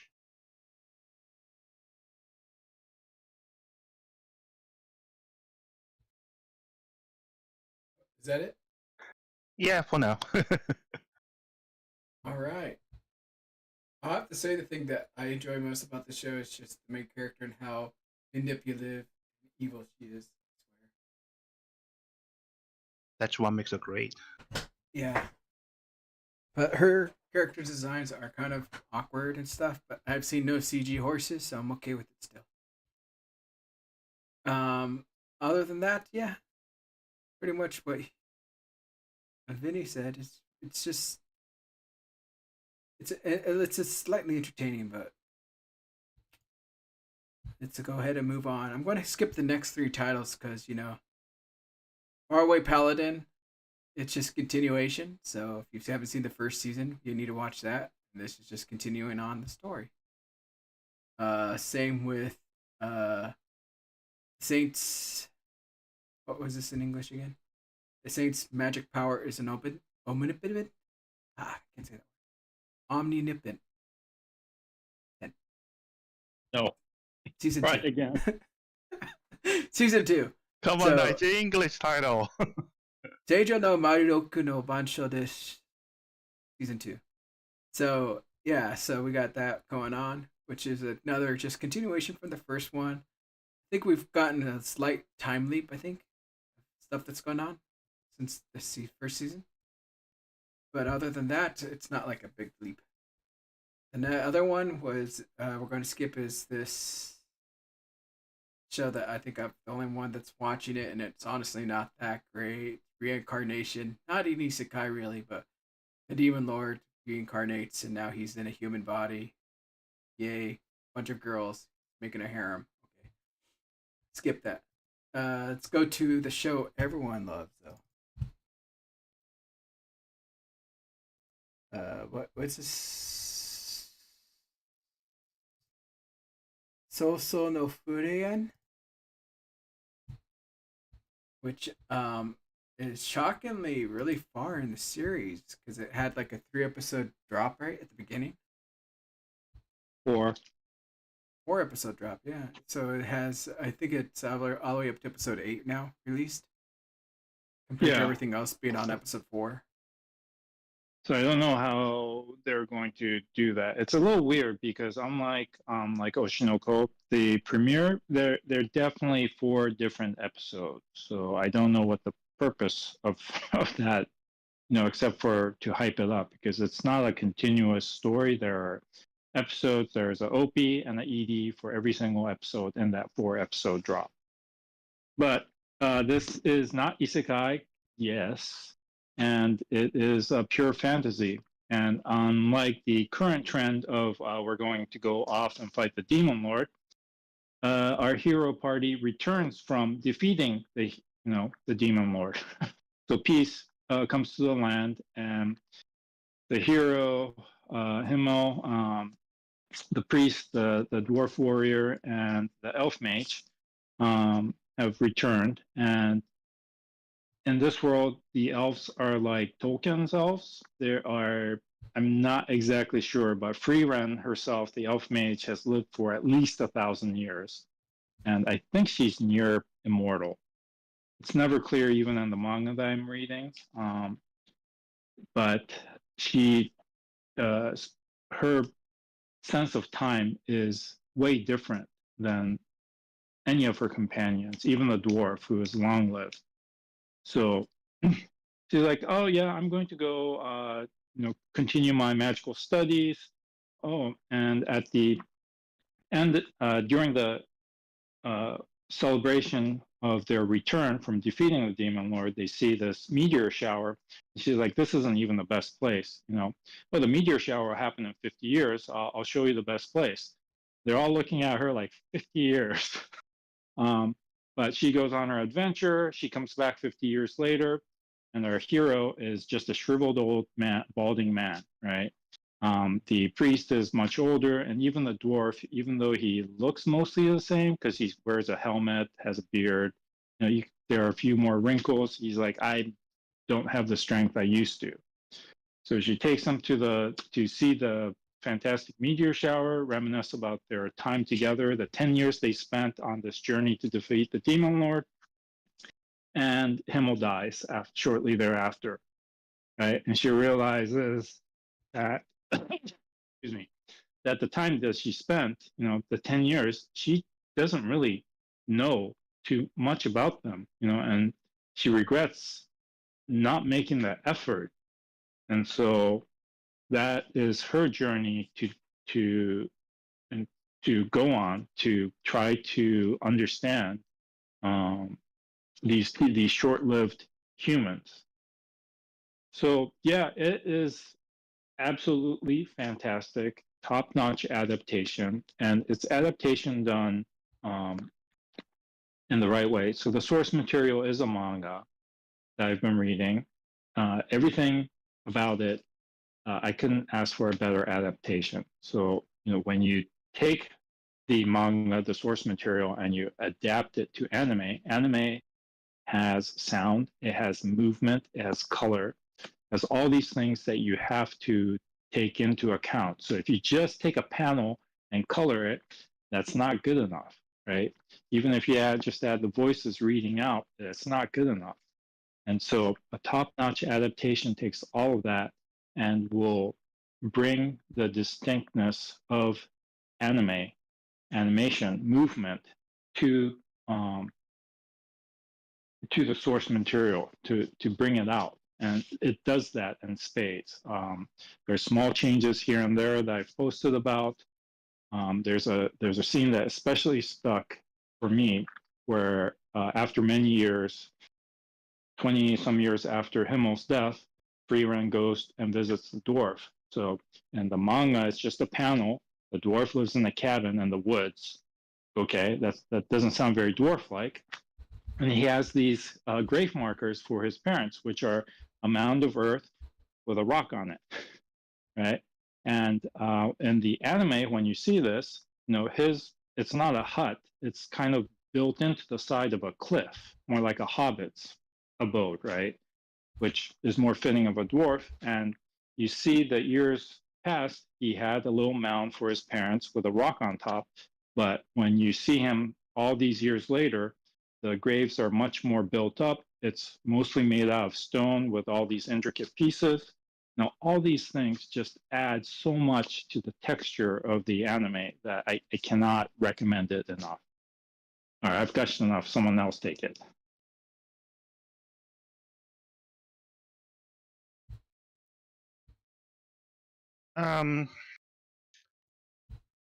At least first couple volumes of the manga is very non-traditional for its type of series. I believe it's published under very much a shonen style magazine, and for reasons,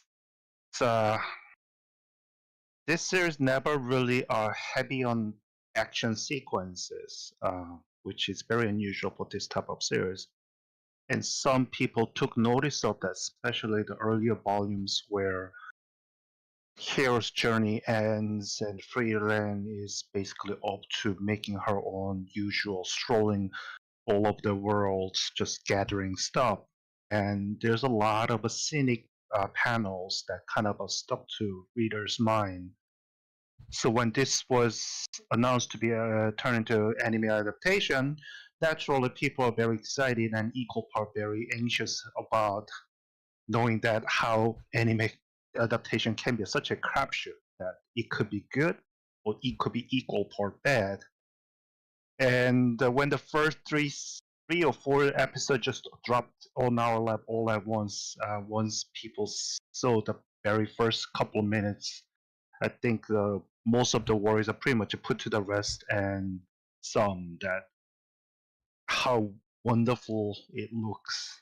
That I wouldn't be surprised that the Frieren, the manga series, is in high demand now. I mean, it has been for many different series. When anime comes out, a lot of volumes are basically back ordered for quite some time because people just goes in and drops to buy them, and I expect the same with this one as well.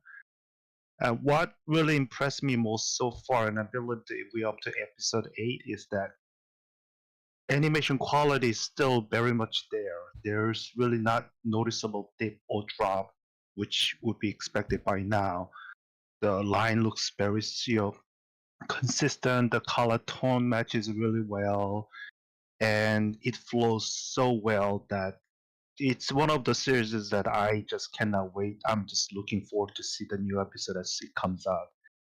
And I already been rewatched the first 5 episodes twice already, and it's still kind of at the end of each episode. I'm just sitting back and just enjoying the fact that this is such a great series to watch, and I'm looking forward to how the rest of the season unfolds. So for this show, I think that stroked me a lot about it that I really enjoyed was the way it was animated. Was kind of has that old fashioned feel to it, and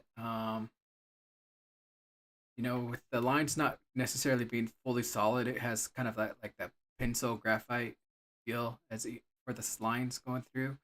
So it kind of gave me that old fashioned sense, like as if I was watching like kind of like Record of the Lotus War, but a little cleaner. Um, I think another show that also kind of does that was that Faraway Paladin, but this show had it just it brought nostalgia for old anime to me, and as I watched the story, I fell in love with uh Ryuden and how she is and how she's going to be developing. And so far, I haven't been disappointed with the journey. Plus, the ending credits are just so beautiful to watch. I just like sitting there watching that ending credits. Um, I'm really happy to have seen this. But other than that, I don't know. Just there's really not much to say bad about this or anything for me at least. Um, it is being I think simulcasted on Netflix, right? Netflix or is that Crunchyroll? Oh no, never mind. Crunchyroll. It's Crunchyroll. Never mind. I forgot. I showed it to my mother because it actually looked that beautiful and was so wonderful. I showed it to my mother and I thought it was on Netflix because I did on TV. But I remember it simulcast my iPad. So yeah, forget about that Netflix thing. But yeah, just the new people she's meeting on her journey and how it's just been fun. But these new episodes that we're watching, it has been very enjoyable to see this other side of her that we haven't seen at all. So I'm really excited. And from what I've looked up, this series is actually going to have 28 episodes. So it's kind of a weird number, but with the 4 episode drop, I think it kind of makes a little more sense, right? Yeah. Anyone else have anything to add?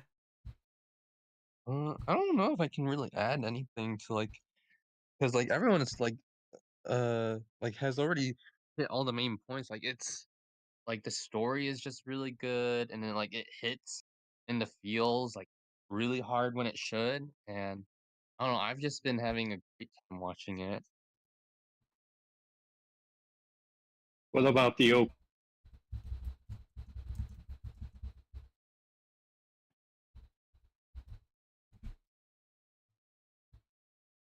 I don't really have any strong feelings about the OP or the ED. I mean, they're fine, I guess.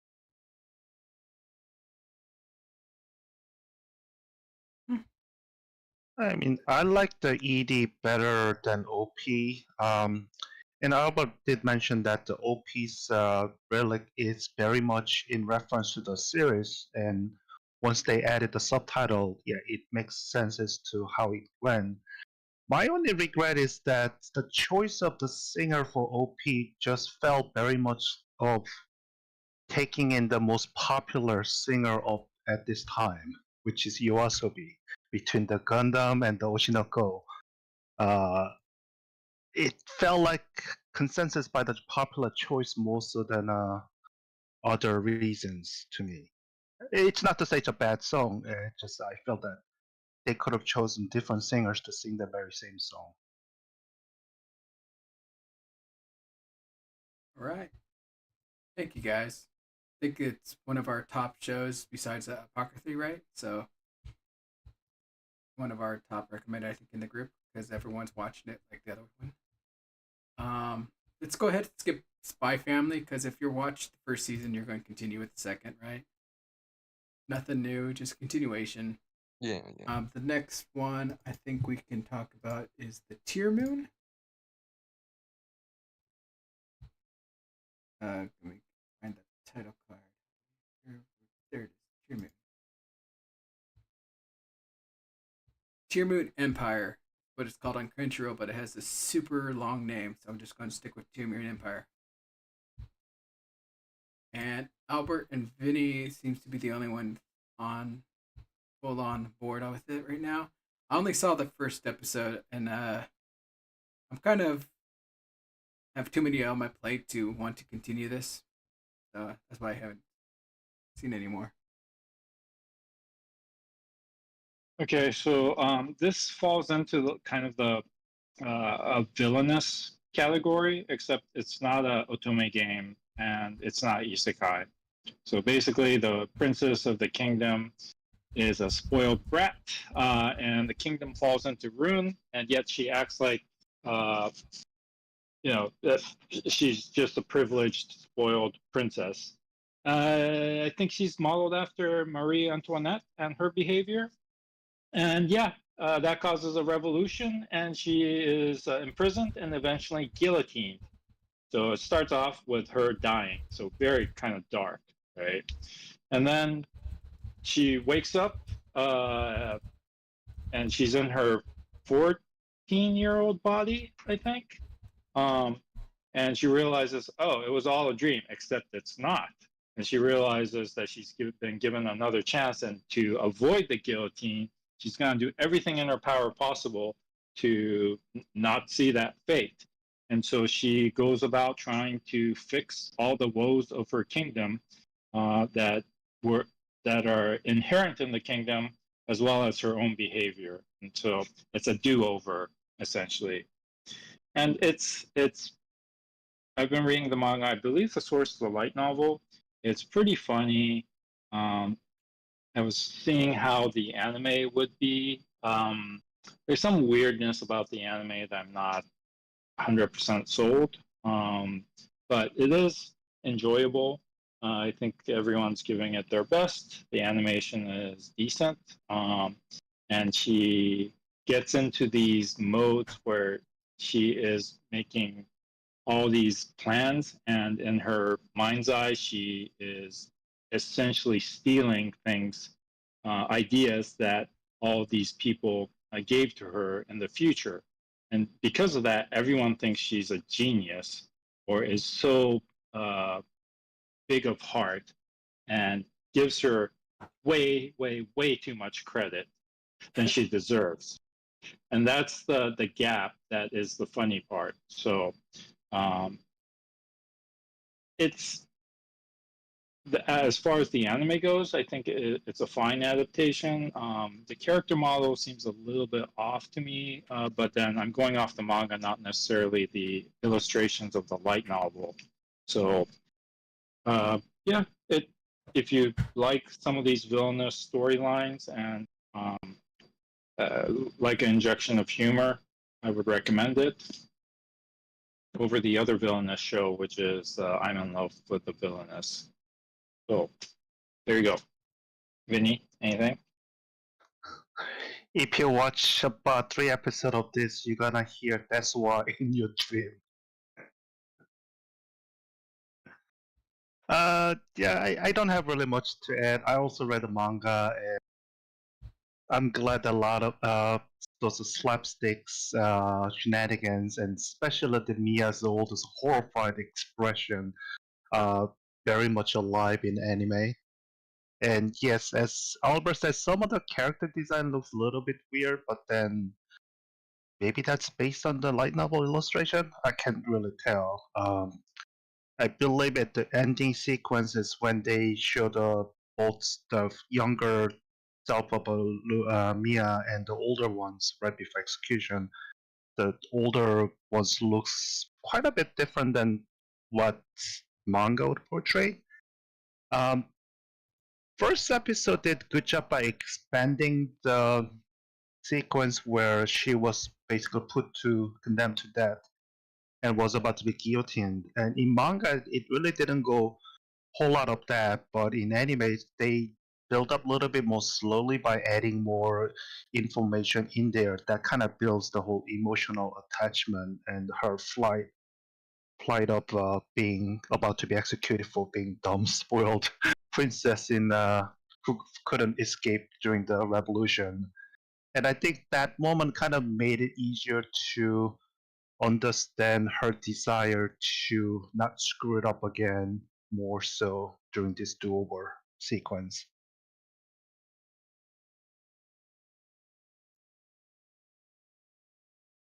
I may have to give at least the second episode a second shot then.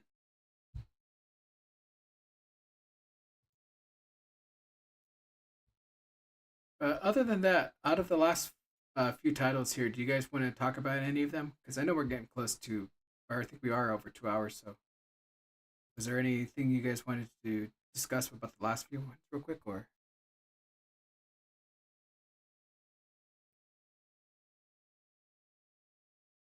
No, nothing. I think I'm fine without talking about Yuzuki. I mean, it's just like I guess I'll say a little bit. It's a slice of life, family.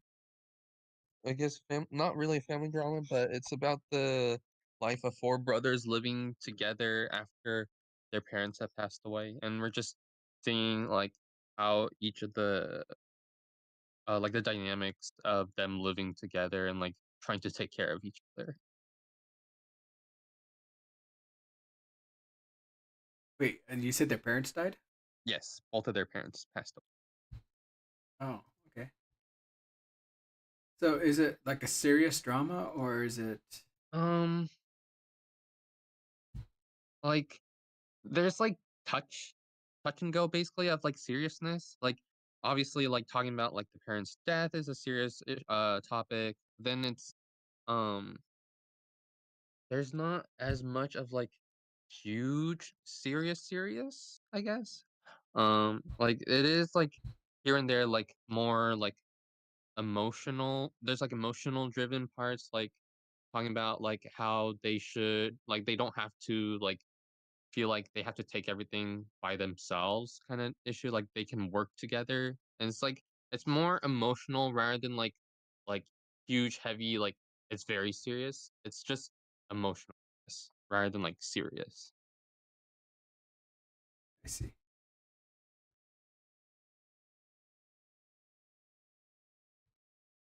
Nice. It looks like the people did Natsume Yunchin Show are doing this. I might have check it out.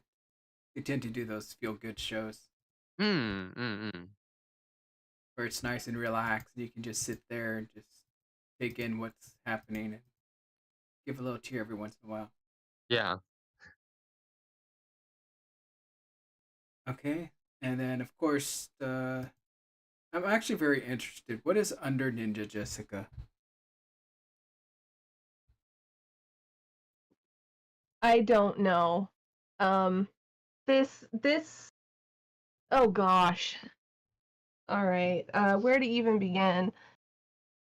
The first scene is just some excruciatingly bad CGI soldiers, and they're going into this bunker, and they're all English speakers. One of them was probably some random American that they grabbed off the streets because he cannot act worth a darn. And the other one is a Japanese guy doing his best to speak English. And they come across a semi-decapitated head so that the head was sliced, you know, not all at the neck, but kind of halfway through the skull. And, oh, this is the work of a ninja. Oh, this is really scary. And this is all in CGI. And I'm just, what the heck is this? And then it goes to, I believe, present day with a group of students on the rooftop. And they're facing off against another group of students on an adjacent rooftop. And they say some unfunny jokes. and then they're gonna fight. And I'm just, okay, so is this a comedy or am I supposed to take this seriously? And the answer to that question I have been unable to determine, because the color palette is flat and dull. And I don't mean that as a criticism, it's just, it's more realistic looking. So it's not that bright, cheerful color that we see in a lot of comedies like Tear Moon Empire and stuff. It looks drab. And so that kind of signals to me as the viewer that I'm supposed to take this shit seriously. But then there's a scene where the hero shoots a blow dart using one of his farts. And I'm just, is this a comedy? I don't freaking know. So I dropped it because I was very confused. But I would say if my description has you curious, watch it and then tell me what you think. Do you think it's supposed to be a comedy, or are we supposed to take it seriously? Because I just have to know. I don't know why when I saw that poster thing, first thing that came to mind, I thought it might have been like that prison school thing. Oh, okay. But what you're telling me is nothing like that. So I'm No, just going based off the feel I went through. I'm very disappointed because I love ninjas. And this is basically ninjas are undercover in present day Japan. But yeah, other than that, I really couldn't tell you what this is. Oh, sadness. I was No. actually hoping for something. Well, I guess that'll be it for today. Everyone, I'd like to thank you all for joining me. It's always fun here, sitting here talking with you, learning more about the shows that we all love and watch. We're getting way too many shows, I think. Hopefully they cut down just a little bit. And hopefully, Jessica, you can start watching tons and tons of anime for the end of this So season. But other than that, there's a lot of season 2 stuff that came out, or continuations that we kind of didn't go through.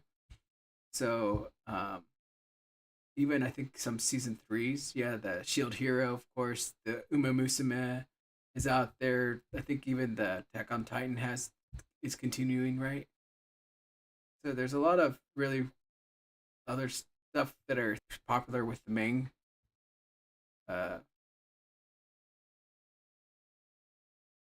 group. I don't know what I want to call it, the mainstream, right? Maybe. But I think that'll be it for today. Other than that, I'd like to thank Neoyama for being in our chat, even though he didn't say much, but he said hi. So I don't know if you guys saw that in YouTube. Neoyama, thank you for watching and sitting here with us. Hopefully you learned something. And other than that, I don't think I think there was there any movies coming out? There's the one movie that still hasn't gotten the firm date.